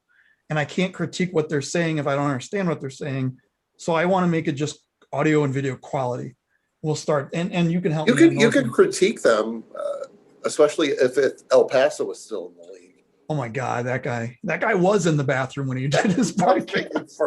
But when I did the broadcast a couple of years ago, I gave Monterey #1 because their energy, their overall energy when the announcing was just amazing. That was when Gerardo Suarez was doing. I hear good things about the St. Louis announcer, the one in Spanish. I haven't watched it, but I hear really good things, and I hear that their energies are good and they're pretty. I haven't heard anything bad. One of these days I'm gonna buy it and watch it. I might. I think so. Yeah, I think all of the broadcasts have gotten better. Been really good, and I think with these unprecedented times, I think they should gear it more towards the fan. And someone was talking to me about what broadcasters should do, and I said, maybe throw some interesting facts about the player in, which is why I think conference calls would be great. I'm getting to that. So the Spanish guys for St. Louis, how is their version of Thinking Out Loud? Yes, sorry. I had to Google Ed Sheeran's top hits, and I made a joke out of it. We did talk about Huff. We did talk about Ontario. They are really good. Charlie Gonzalez is amazing. He's Brian Aguilar, by the way. Yeah. Did we tell that story? Oh, yeah, we told that on the corn dog moments. Yeah, we told it last week because Gio never heard it. Gio never heard that story. Of course, Derek, look at our corn dog moments video from last week, and you'll see my when I ran into Charlie down in KC. Ontario is going to be tough for sure. Yeah. I think they picked up right where they left off last season, because they started out shaky, and by halfway through then just lit it up. But so the next thing we talk about, The commissioner. no, Oh, name- I was gonna say we're talking about Huff. Man. Why we have a great segue? yeah, you're right, you're right, you're right. That was a perfect segue, man. That was Name- perfect. No, hang on. Name pronunciation. Then we'll get to Huff as commissioner. Let's start a revolt. My suggestion last week, and I said this before, was have a 30-minute conference call. And the answer was, well, the teams get pronunciation guides that they give the media guys. Well, that's not working. As we found out, the St. Louis pronunciation guide has Sam Guernsey written down as Guernsey. And no wonder the guy's saying it wrong. Now, granted, there's a whole shitload of other names that he got wrong that shouldn't have been wrong. However, a big shout out to Patrick Kelly for Saturday night's game of getting a whole bunch of names that he butchered on Friday night correct, especially for Ontario. I made the comment of, imagine you haven't seen your son play in over a year or almost a year. And now you can't see him play because you're stuck in California. He's playing games or wherever you happen to live, but he can't play games at home in California. So he has to go on the road. Every one of his games are road games. He gets on the field, and in a 2-hour time span, you hear Diabru 100 times. We need this like conference call, or we need every player to leave like a voicemail on the MASL mailbox with the pronunciation of their last name. Like call in, say your name 5 times, hang up, something, and then go over it with the teams and make sure they know how to announce it, because you're not just the home team announcers anymore. In fact, we've had this conversation about like what exactly are the home teams advertising, because most of their fans should be at the games. This is COVID year. We have a lot of exceptions, obviously. Most fans are probably watching these games, but like you are there to represent all the players from both teams and the whole league. You got to pronounce these guys' names right. The 3-time MVP is not Frank Tayau or Tayau or whatever the fuck it was. It's Tayu. It's always Tayu. Tom Wynn from Milwaukee. It's Tayu. I beg you guys to get these names right. Yeah, and I've had an announcer from one of these teams reach out to me and say, listen, if your team comes into town, like I want to know pronunciation, I want to know some interesting facts. Like I think all of these teams should do that. Like interact with the fans, like make it a great experience for them because they can't be there. Yeah, and they have St. Louis has a commercial where they ask the guys like, what was the first restaurant you hit when you were in town? Couple other things that they asked. Things like that for all the players would be great. And then they can just throw them in the broadcast. How do you pronounce your last name? Well, right. And I've gotten names wrong. So for the longest time, I knew it was Marcio Leite, but I thought it was Guillermo Viega. It's not. It's Guillermo Vega. So Leite, Vega, they're spelled the same. They're pronounced the same with that LEI or EI. So. Yeah, I think to make it the experience for us, I mean, we don't have teams in the league now, but I think it'd be interesting to have like these little tidbits to kind of like bring in some of these fans that haven't watched the game that often. Like, oh, Frank Tayu once scored 70 goals in Sonora. Like, that's a cool fact, Or even non-soccer facts. Danny Waltman does a regular live stream of him playing music for his parrot. I mean, just silly things like that too. Yeah. Yeah. Agreed. So yeah. All right. So that's my rant and compliments on Broadcast. Seriously, Patrick Kelly, very good job on Saturday night. Much, much better. Still a couple Absolutely great. here and there, but a million times better. So we got Huffman as commissioner or our picks for next week. Commissioner. All right. So Yeah, Derek I mean, Huffman. we could do picks for next week. Like it'll take us like 2 minutes because It'll take me a little bit longer than that. Oh, okay. Well then, commissioner. Okay. So Huffman, we want you to be commissioner. Actually, we just want the to see the looks on people's faces when they're announcing Huffman as commissioner. That's It's never really going to hard. happen. I know. But like Ian and Huff as commissioner duo. I don't think that'll happen either. So I know did it we? won't. So did you guys mention the whole commissioner thing, or is it? Oh yeah, let's start with that. Maybe we should start Yeah. with that. Can we start with what's going on? Oh, so for those of you who have no idea what we're talking about, Josh Schaub is out as commissioner after the end of the season. Which was, I mean, we knew it, but it wasn't like known. Yes. We called it. We called it. We heard rumors, then we heard positives, and then we've heard rumors. And we've broken the rumor on this show that they were looking at Keith Tozer to come in as being commissioner and move Josh to a non-commissioner type role with the league. I don't know if Josh is still going to be involved in the league at all. My guess when they announced the partnership between Major League Baseball and his American Association of Baseball League, I don't know the name of it, sorry. Yeah. My guess was that he was going to be out to focus on that near full time, because that was going to take up much more time than being able to run two leagues. Yeah. I don't necessarily agree with a lot of people who say that he wasn't a good fit because he was part of both leagues. I think that they could take things from the baseball league they learned and have it applied to soccer as well. I think it was actually a pretty good matchup because like Mike Zimmerman owns a baseball team in that league and he's very involved in both leagues. I think that works very well. But once that Major League Baseball thing was announced, I think that was the end of that, the beginning of the end of that. So the announcement was weird because he said he was going to be out immediately after the season in June. So, but I think what's happening is he's officially done in mid-April, but then he's on to transition. Yep. But let me just say before we go any further, I want to thank Josh for what he did for the league and for him to come on the show and talk to us about the league and plans for the future and stuff like that. He was very upfront, and I could message him whenever, and he would come back with some information. It was great.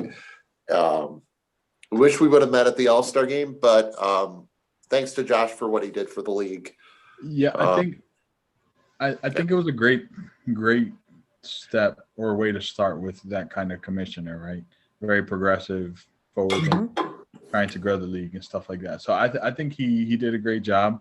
There were some hiccups that we may have not agreed with or whatnot, or me personally I may have not agreed with, but overall I think he was a great asset to the league, did a lot of good for the league.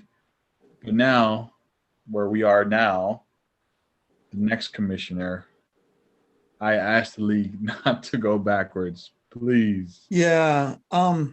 There's been a bunch of posts on this and a bunch of people, recommending people that are all part of this like old school indoor soccer heyday fanfare thing. And while I admit there's a couple that could be really good, like Keith Tozer, I think he would probably be good for the league. I think they can't fall back into this, like, let's look at someone who's involved in the team right now. So my recommendations, stipulations, my foot in the sand, line in the foot in my mouth, line in the sand, however that works, which in other words means nothing because I'm just a guy talking here. In a box. We can't have somebody affiliated with a team. Absolutely not. Somebody recommended Corey Adamson. Corey is one of my absolute most favorite people. We talked to him 2 different times on the show. Amazing person. Absolutely amazing. I think he would make a great commissioner, but he could not be involved with St. Louis at all. He would have to stop playing. He would have to stop all his affiliate ties with St. Louis. And he would have to probably stop a lot of his club stuff that he's doing. And I know he doesn't want to do that. Yeah. I think the league needs a full-time person who's dedicated to the league, who maybe has some history with the team, but not like, oh, look, I'm the assistant coach and now I'm also commissioner. I think that can't happen. I think this season has proven that having owners run the league just doesn't work. It's been rough. They've made it work, but it's been rough. And while we're at it, let's not try to replicate the heyday of this sport, because as Eric Bergerud has made us known, it was a great and everything, but it's kind of like, saying this, cheerleaders having her great party at our house, but then finding out that everything was funded by our daddy's credit card. And that's essentially what what indoor soccer has been. It's been a gamble on no credit. And we just can't have that. We can't have just these weird choices. Let's stop making decisions based on one player or one owner or one goofy gimmick or something. Like, MPS is great. Don't include it as a way to make the game better. Let your goalies go wherever the hell they want on the field. If you make a rule, make it to better the advancement of the game. My thing that I always say so I work as an IT engineer and all around problem solver. And my thing is like, what are we trying to solve? Because we'll get into meetings and engineer minds are like, we could do this and we could do that and we could do this and we could build that. And I raise my hand and go, guys, what problem are we trying to solve? And everyone goes silent. And they're like, well, what do you mean? We can do this because it's cool. We do this because it's neat, because it's fun. No, like, what problem are you trying to solve? Are you trying to solve the one problem of Josh Lemos scoring 3 goals and having 10 assists in one season? That's not a problem. If you're trying to solve the problem of we don't want to see the ball pass to the goalkeeper 45 times in the first 3 minutes, yeah, I'm noticing that. I never noticed that as a problem because I love watching the Wave keepers over the years, but Hey, there you go. That is a problem. Right. So before we go any further, Derek, I asked you guys this question before we went on the air, and now I'm really curious. So let's just say we're the commissioner. Let's just say we just got hired as the commissioner of the MASL. What is our first order of business? Like, what's our first thing we do? Aside from corn dog sponsorships and corn dogs in every arena, we're gonna throw that. No, it's like first actual like. That's like a caveat we need that to be hired, so that doesn't count. Yeah, right. Yeah, exactly. Yeah, that's in the contract. The corn dog thing, corn dogs in every stadium. What is it? 2 chickens in every pot? 2 corn dog minimum per game. Yeah, 2 corn dogs in every stadium. So Huff just says, I'll be commissioner when I'm done playing. Someone has just got to hold my place for 6 to 8 more years. I'll take us to the moon. Now, the funny thing is, I have a tendency to read stuff like I'll look at a paragraph and I can soak it in with my weird brain, but I sometimes get words wrong. So I read it as someone just has to hold my phone for 6 to 8 more years. And that made it way more funny than it was in the first place. All right. So, yeah, just hold this phone. Well, because that'll keep him off Twitter. And yeah. Which Sorry, Huff. Love you, man. But, okay, so. First order of business. Do you want me to go first? Because I have mine. If you. I have mine too. I have mine that's going to be very controversial. Right here. Yours is pretty much in the same thing as mine. I'm given this caveat that I love every player in this league. Maybe not John Sosa, but I love every player in this league. And I'm sure John and I would get along if we were chatting. Maybe we should have John on the show. I in that picture I was next to John. So that said, this does not have anything to do with the players, the hard work the players put in, or the fans of the players that I'm about to say something about. First order of business, commissioner dropped Florida from the league. Gone. Not going to run this like that. You're not going to buy up every player. It's just done. Your franchise is gone. Bye. Have a nice day. See ya. Yes. So I have a question. What problem are you trying to solve with not buying players?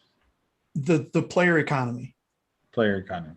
Okay. So what happens when you do that is you're running at such a high level of outgoing money with no incoming money. Mm-hmm. Scotty just said, Adam, please be commissioner. You have such a negative balance on your money coming out, or money coming in versus going out, that it's not sustainable. So you as an owner either need to accept the fact that you're always going to lose a shitload of money in your pursuit of a trophy, or you're eventually going to realize I'm a smart business person. This doesn't make any sense. Winning my first trophy never got me what I expected to. Winning my second, my third, and my fourth trophies never got me what I expected to. I'm losing hundreds of thousands of tens of millions of dollars and cents a year, or whatever it happens to be. This doesn't make any sense. Then they fold. And then what happens to all the players who are getting paid more than market value? And the fact that they're all stacked up. So now you have two legitimate teams worth of players at top market rate in this player economy. Where do they go? So would you say, instead of dropping Florida, would you impose a salary cap? No, because the owner has already proven that he's doesn't want to play with anybody. Well, that's what I'm saying. Like you could force him to do stuff. So the reason I asked is because I somewhat agree, but at the same time, I heard some rumors that kind of made my mind change about Florida. So rumor one, I hear that their player salary is about $500,000, if not give or take a little bit more, a little bit less. But then I heard another rumor saying that they receive every year in sponsorships a minimum of $500,000. But you still have the issue of, unless every team is getting that. Right, I know. I just thought of a neat idea, but I don't know. So here's where it comes up in the job description of the commissioner on the Facebook site. If you haven't read through this thing, it reads to me like they're trying to hire a CEO for a Fortune 500 company. Yeah. But essential skills and knowledge. Number one, proven leadership qualities with the ability to work with diverse personalities. Now, I've interviewed for a lot of jobs in my life, and I have interviewed a lot of people in my life. That means it's a toxic environment. You have to deal with shit every day. That's exactly what that means. That's exactly what that's saying. It's saying that there's a lot of owners that are very either stubborn or don't do things that should. And so it's a lot of, you have to deal with a lot. So given that, it's like maybe Florida isn't the only team like that. Well, no, I know they are. I know, but Florida's the only team that's actively gone out of their way to not give a shit about the fans and rub it in our faces. I agree with fans. I agree with that. I do think player economy needs to be controlled in a way where players can still make great money for them, but it doesn't damage or run the risk of potentially folding and then leaving those players without money, because then they're going to get used to that money and then it's just going to disappear. Well, and that happened this year. And so Dennis and I have had a number of discussions over the last couple of weeks about teams playing in the league, teams not playing in the league, whether it's a choice, whether they're forced, why teams would play losing money, things like that. And the one thing that I can't argue about over anything else is that a lot of these players rely on this money. And if the teams don't play, they're kind of screwed. Now, a lot of them do coach. Mm-hmm. A lot of them, like Joey Capinos actually makes more in his family's chimney sweep business than he does in soccer. He does it because he loves it, but if it's not there, he doesn't lose anything. I know Huff is involved in his, I think it's your dad's construction company, plus he can play all these pickup games, not even pickup games, but like actual semi-pro paid league games in the Chicago area and not miss it as much. Right. But there are some other players, especially the ones that are here on visas. We go over this every couple of weeks. The guys have had to move back home who may never be able to come back into the country now. Because, imagine Josh Lemos moves to Canada, finds the perfect job, and then just like, I'm not just going to come back. Even though I much rather lived in Milwaukee than Canada, I found this job that I can't really turn down for this weird league that I could be just out of my ass in 2 weeks' notice like I was last year. Yeah. So, Matt, to you go guys back should to answer your your question, own. Yeah, you guys should answer the question too. To go back to your question, my first action would be setting standards and expectations. So not just field-wise, but broadcast, expectations of social media, keeping the sites updated. Because if we want to act like a professional league, we have to present it as a professional league. You bastard. It's all about the injury report, isn't You it? bastard. What'd I do? You just took Just his- keep going because it's. I'm gonna No, shake but my seriously, head, yes. but seriously, because we on the field, the product is there, right? We don't really have to worry that much. Players are going to develop. The coaches are doing their job.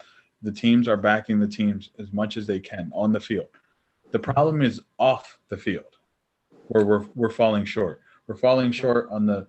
It's gotten a lot better compared to where it was last year, but the social media presence is better. The broadcasts are improving. The office staff that we've engaged with and work with are doing a fantastic job. It is improving, but I would, Right. as a commissioner, push that more because we have to tell the story of the league. And if we set standards and expectations for all the teams, it's only going to grow that much more. Yeah, that's kind of where I was going with that. I was gonna say fan experience, like, and I'm gonna call out Florida. That field is awful, and I want to shout out the Kansas City Comets Twitter. Whoever runs the Twitter feed, wow, Yes. Amazing. 100% agree with everything you said. The Florida Tropics can sit there, build a team, great, wonderful, championship, whatever. Kansas City posted a picture of the turf at Florida. It is awful. And it's not just the Florida Tropics players that play on that. That's every other team that has to deal with that. Like, put some money into a new turf. Put some money into some fan experience. Like, make your broadcast better. Make your social media better. Like, I get it. You want to make money. Fine. Wonderful. But you have players playing on that field. It's kind of similar to Cedar Rapids. That field was not good. Syracuse, they're playing on top of ice. Like, Well, how about let's pick on Baltimore's field or turf before they change I'm not it. gonna go there, Gio. I'm not going there. I would But like to. I think they need to make it more appealing to the fans because ultimately that's who pays their salaries, basically. So there's two forks in the fork. Fans and players. In the fork. Your top two. So Derek is rewriting the league rules here. So Commissioner Huffman says, in no specific order, naming sponsorship of the league, make it look legit. Gio's been saying that since day one. Pay structure, there we go on the players. So each of these should have a fan experience or a player experience in mind is how I see it. For his number 3, although they're not in order, league revenue through ticket, where'd it go? Ticket sales, merchandising, etc. There's no league merch right now. Same size fields, All-Star Game, Fan Fest, Awards Week after the final. ESPN, they have Spike Ball, and must own youth program to supplement salaries and add jobs to players. Oh, there's one more. One big name from around the world on each team, similar to MLS players. Yeah. So I agree with that, with all of that. But so Hey, can I just say this real quick? Derek, Yeah. check your Twitter. So check your Twitter. hang on. I got it. Well, okay, go ahead. Go ahead with your Check thought. the DMs, I have a crazy thought. So I don't know how I feel about my it. thing is, right, I love all that, and at the end of the day, the league too. Well, maybe this isn't really something a commissioner would do, and more so advising the teams to do. But the teams have to develop more revenue streams. So not just the merchandise, not just the ticket sales, because in our game, most of the revenue is coming from merchandise, Mhm. ticket sales, and sponsorships. That it's three streams that they have. Typical teams will have about 5. Like, for example, the EPLs, they'll have sponsorships, ticket sales, streaming or broadcasting income supplement, whatever it is that the league is giving out to each team. They'll also have, what do you call it? Not image rights. Oh my God. Royalties. Thank you. Oh, Royalties for using their product, whether it's Did your cat tell you that? yeah, who are you right? thinking here? You looked away. You're like, what am I trying to say? No, my No, cat's thank not you. here today. My cat's not here today. He didn't come visit me today. So, but yeah, to develop more revenue streams, because I think that will help the teams individually and the league as a whole. I think, here's what I think. I think you should take the teams that have everything going on, like attendance, merchandise, things like that, and they can work with these teams that don't have that. Like, for example, like a Milwaukee Utica could help a team like, not Baltimore. I'm not going to say Baltimore because, well, Sherlock. We're really good at that. Sherlock We're really good at that. or Florida, and be like, here are some ideas. Like, go back and forth. We're all in this. I For think that'd one be, thing, we want to make this sport grow, and yeah. So I think it's a group. I think owners need to come together, not think about their own individual, like, oh, well, I think I'm going to make this much or I'm going to lose this much. Like, we need to come together and try as a whole to make the sport popular. so on that line, this thing I said I had an idea, and then I talked myself out of it, and then I talked myself back into it, and I talked myself out of it again. And I'm going to throw it out there. So the pay-per-view this year is, they announced it was going to be split between the 11 teams, which is obviously now down to 7. They're going to compete in the league, so that every game you can't reward your team by paying for their game. All the money goes into a pool and gets split evenly. How good or bad of an idea is it to talk about doing that with sponsorship money? Instead of it's a bad idea. sponsoring, think it's a bad? I think it's a bad idea. And So the reason I say it's a bad idea, it's because the sponsorships, typically the way that sponsorship deals go, it's based on their area, right? So like they want their local business to be represented by their local team. So that's why I think it's a bad idea, because it may cause some sponsorships to pull out. So then you got to look at the league sponsorships then. So the league has right now no sponsorships except for some scarf company that we saw a news article on and never heard anything about since then. We've heard about it. We've heard about it. It's the locations moved a little bit. It's more southern United States. Is that the scarf thing? Yeah. Huff says how the league doesn't have a turf sponsorship is beyond me. Every field should have the same turf. Now, every field should have a playable turf that's safe for the players. Like that post on Twitter, like if you look at that, that's awful. When you have an owner that's putting all of this money into player salaries, and have them play on a decent turf. Come on. The thing that bugs me about our turf and the way that the boards and the turf work is because a lot of these are hockey rinks, the turf has to go on top after the boards are in. And that all the turf is curled up at the edges and it looks terrible. There was one Wave game where there was a delay I remember standing out in the hallway, and Wave fans remember this. We stood out in the hallway for 45 minutes after kickoff waiting for them to get the turf nailed down. Then we get in, then they start the whole thing. And I went down to talk to Vega real quick, and he's like, look at this. And there was this much of a gap between the curled up turf and the board. And it's just because it didn't have time to settle. It's a glutton for punishment. You're going to hurt a player. Yeah. Matt just vanished. Oh, there I'm here. No. I would love it for the turf to go down and then the boards to go on top of it to hold the turf down.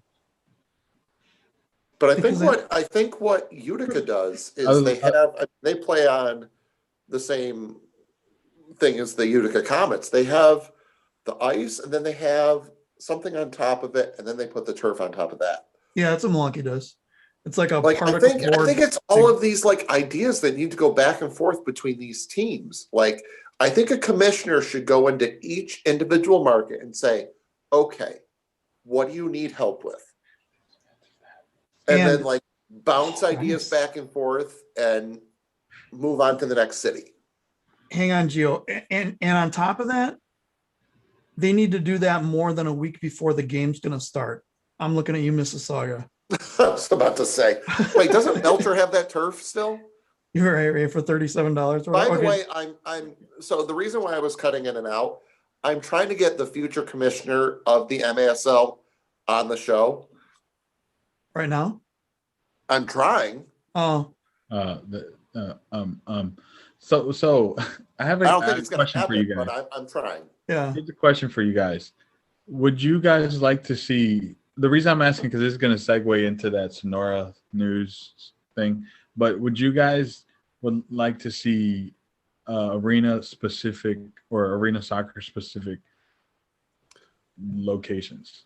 So like that's only played there.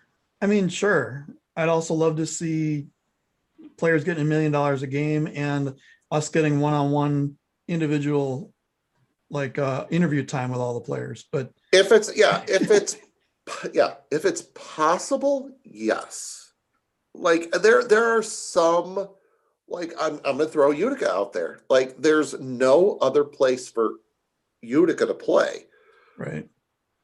Except in Utica. Now, before all of this happened, I was talking to John Raymond. I'll throw it out there. He's the a higher up in MASL, and I was talking to him about Utica, and I said, "Listen, what do you think about Utica playing in Syracuse for a couple games, like old school?"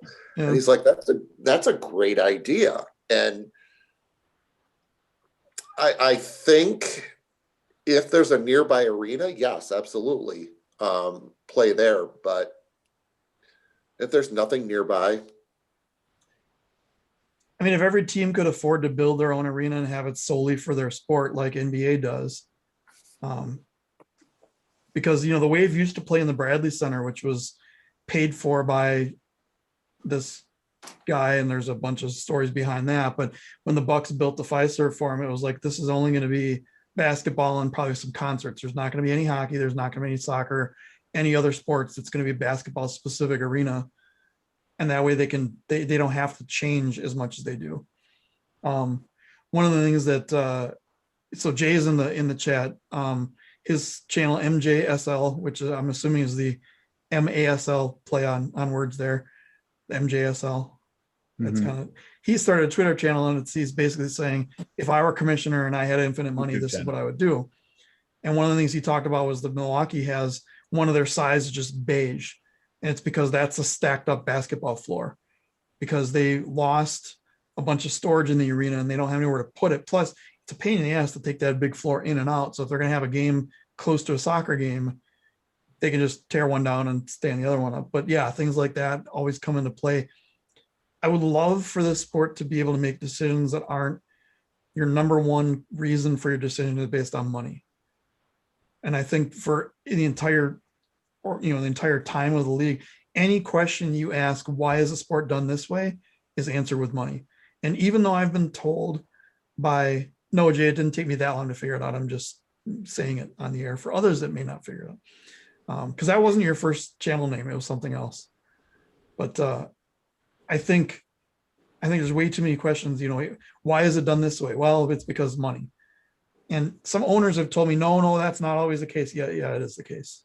It's in this sport, it's always the case. It's the number one. Why is this thing done goofy like this? Because of money.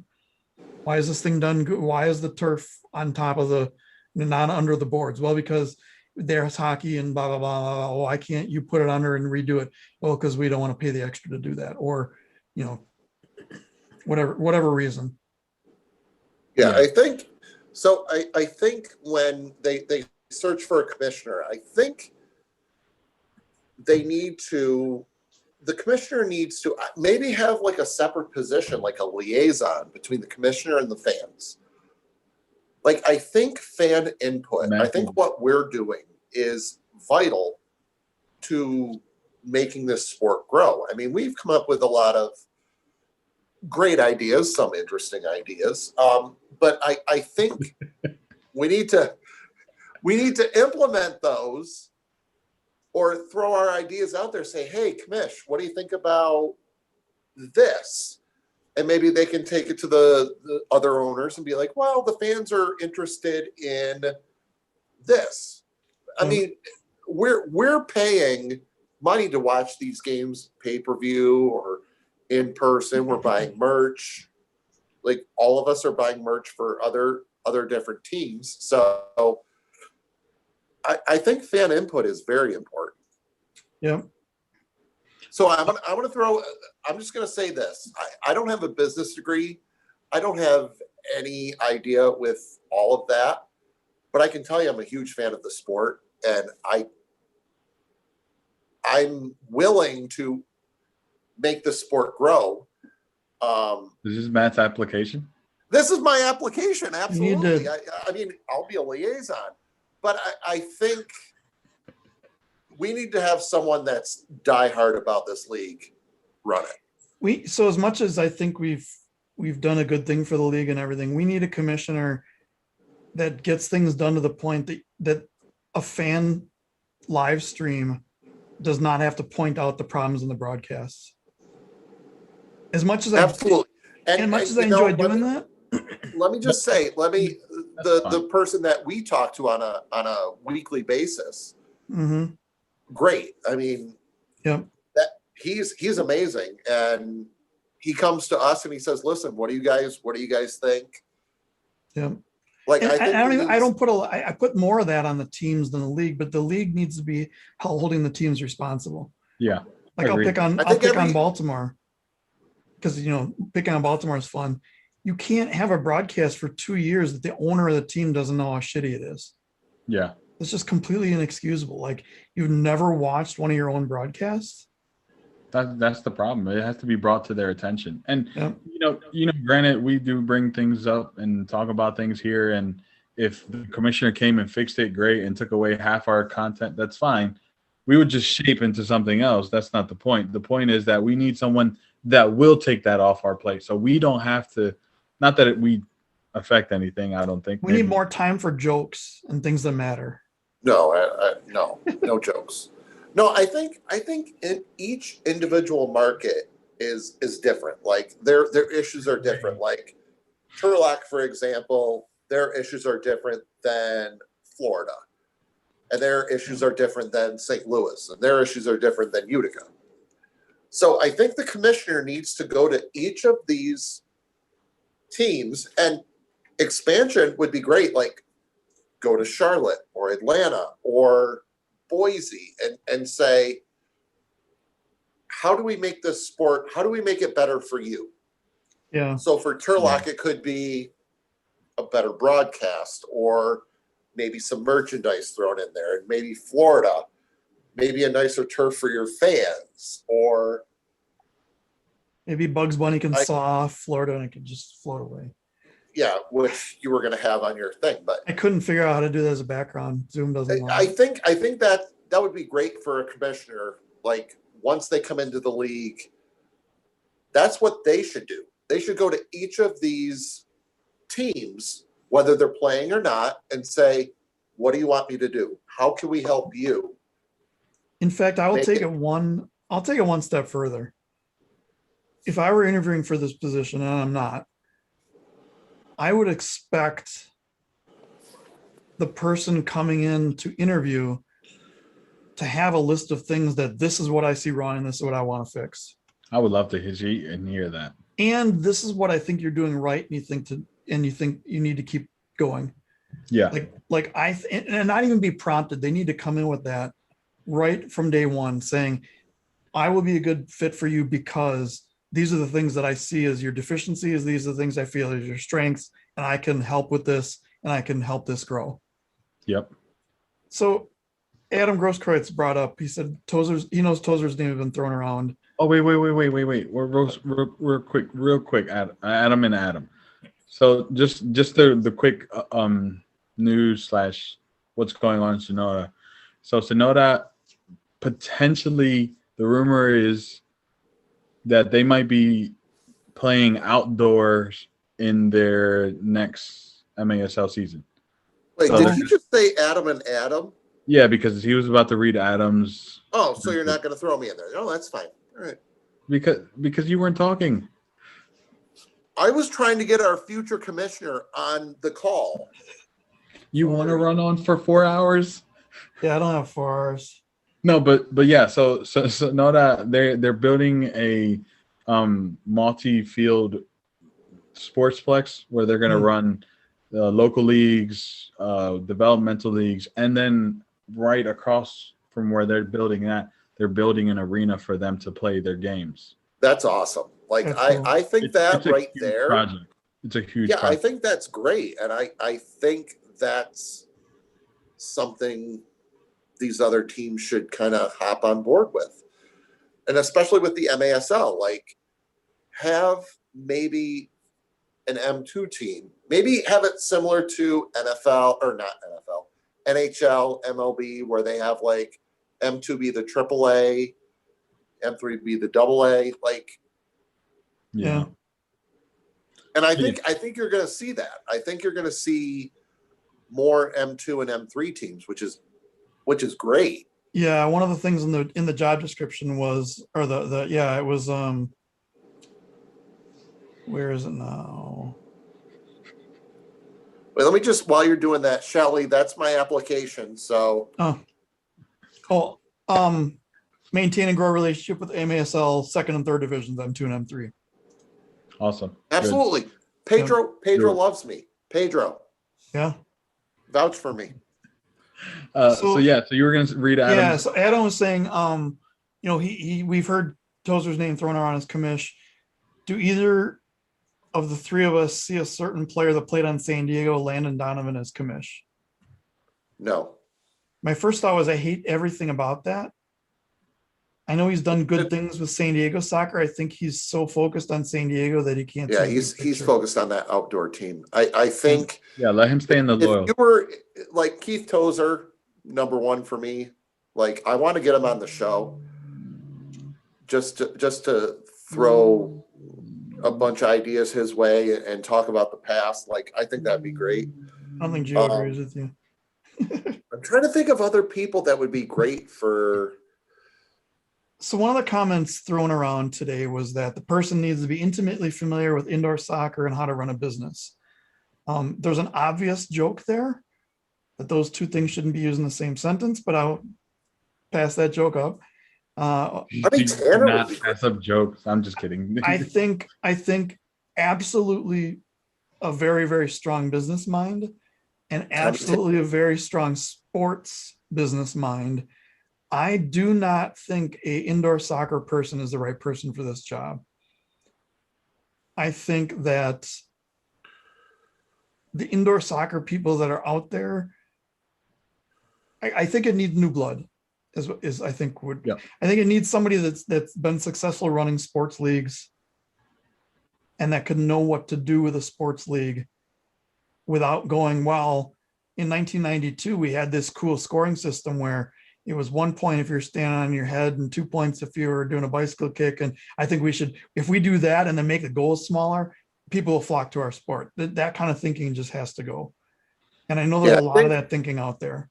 So yeah, the commissioner needs to sit and like take the pulse of the fan base and be like, what do you guys want? Like, you guys ultimately pay for the players' salaries and put money in our pockets. Like, what do you want?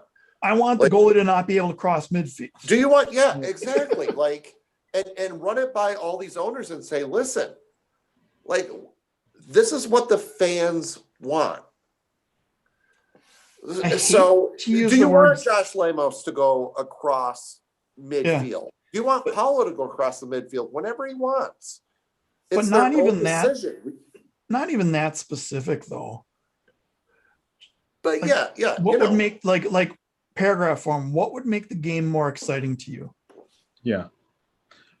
3 letters. I think the commissioner should be raised in a sports business acumen and culture of this generation that sees what it takes to be successful with the current, you know, like for example, the teams now are really big on the social media world. We can't bring in a commissioner that is ignorant to that. Yeah, I'm gonna make sure we're in every weekend paper. No. All right. So No. here's the thing. I'll do it. I just need a business person, like one that can crunch the numbers and everything. Yeah. Like I'll handle everything else. Like I'll go to all of these arenas and be like, what do you guys need help with? Or for expansion? Because Florida's down there by itself. They've got to travel. I think they'd be great in Charlotte, Atlanta. Yeah. You think Atlanta would be good? I think Atlanta would be great. Andrew Haynes said he wanted to have a team in Atlanta or Charlotte. Yeah. So I think there needs to be more communication between the commissioner and the fans. So that was one of the things that I brought up last season. Last season is that, so a couple seasons ago, and when Josh first came into the league, he was on like every other halftime broadcast doing an interview. He was on a couple things. Last season, he was on one podcast with Jeff Husted and one episode of MASL Primetime. And the questions were basically the same. You could tell that the ones on the podcast were pre-recorded and just kind of answered. And they didn't tell us anything new. They didn't ask the fan-based questions. They were just like, oh, can you tell us about expansion in the league? Well, we're looking into some current markets for the next couple of years. You know, it was just But he did stuff. Go on that. What's that one show he went on?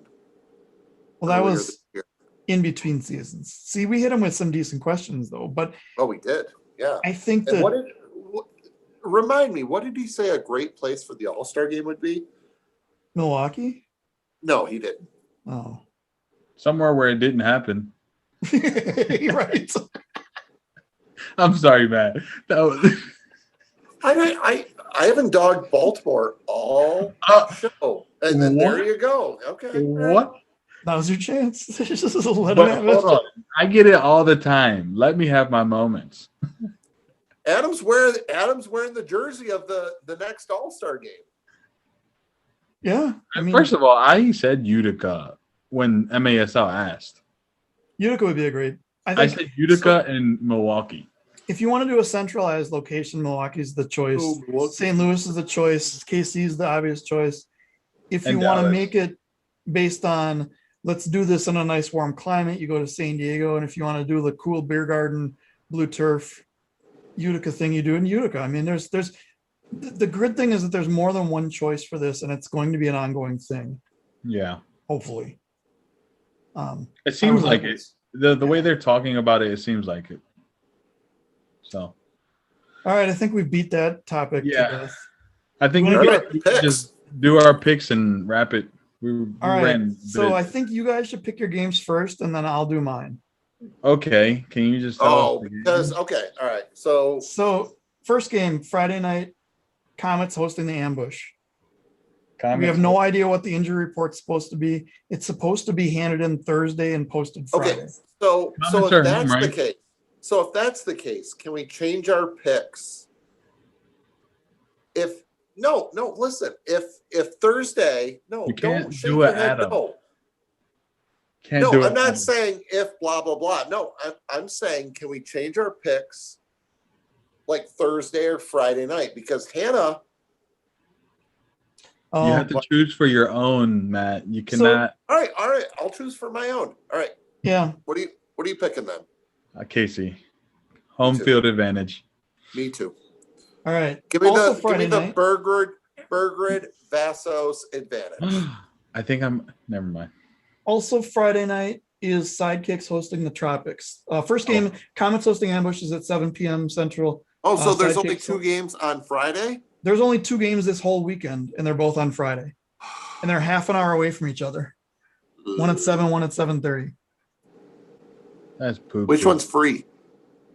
Comets The ambush. Comets ambush. Really? All right. Yes, That's a which great I think one. is a great idea because that's obviously not for the money aspect, but for the broadcast For the broadcast reaching quality. fans The type experience. Eric, thing. Nick. Yeah. But Those are my Sidekicks Dallas, or Sidekicks hosting Tropics, I have my own thoughts on what's going to happen, but I think that broadcast has a potential to be just as good on Yep. the quality side. The Absolutely. announcers are, we won't The even, I can't entertainment even, value is We want Matt Thornton. I can't even compare the announcing teams because it's like All-Star in KC and it's like U8 down in Dallas. Ooh. It doesn't even rank in the pyramid. All right. So hang on. So for the Dallas, Florida game, let's make it more interesting. I mean, all of us are going to pick Florida, obviously. Oh boy. Gio, I took my contacts out, so I can't see a thing, but I can see you shaking your head no. If you're picking Dallas, then I am picking Dallas. Wow. I will give you 4 goals. Jeez. Dallas plus 4. Okay. Oh, I'm I picking love it. Dallas. Do you want told you. the 4 goals or no? Or are you going straight up? Brad said Dallas announcers might credit Florida with a touchdown, so you may lose your 4-point advantage. Grand slam. That's Grand awesome. slam by Freddie Mugin. I'm telling you. I have faith. What, do you know something? Is the entire Florida Tropics team on COVID protocol? I mean, the entire state of Florida might be Don't say that. after yesterday's game. They're gonna pick up what they did in Mississauga. Oh, Lord. All right, So so you're you're picking taking Dallas, Dallas huh? straight up. Yeah, I'm picking Okay. Dallas straight up. All right, I'm taking Florida straight up, obviously. I'll give you, I was going to say Florida minus 4. No. All right, so you guys I'm ready? riding this thing Oh, until so- the wheels fall off. So everyone, Adam Well, has until next season. decided. Wait, do we want to segue into this? So Adam has decided. I don't announce what I'm going to do. I'll just spring it on everyone. All right, So go- here's where I'm coming from on this. Last Monday night, we got our picks in. We talked about this earlier on in the show. St. Louis was on a tear. Tacoma was on a tear. I should have been Ontario's this big unknown coming in. And by the end of the week, there's 3 fewer teams in the league. There's no commissioner, and there's like 20 guys out on COVID protocol. So I have decided I'm going to pick my games in a fairly unique way. Have you contacted Hannah without my knowing? No. But let me set the stage here. Hang on, let me get. So game 1, Comets ambush.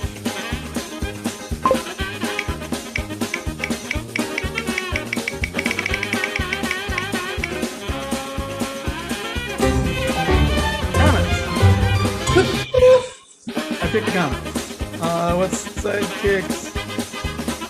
And Tropics. All I'm right, gonna ready? laugh so hard. Ready? Here we go.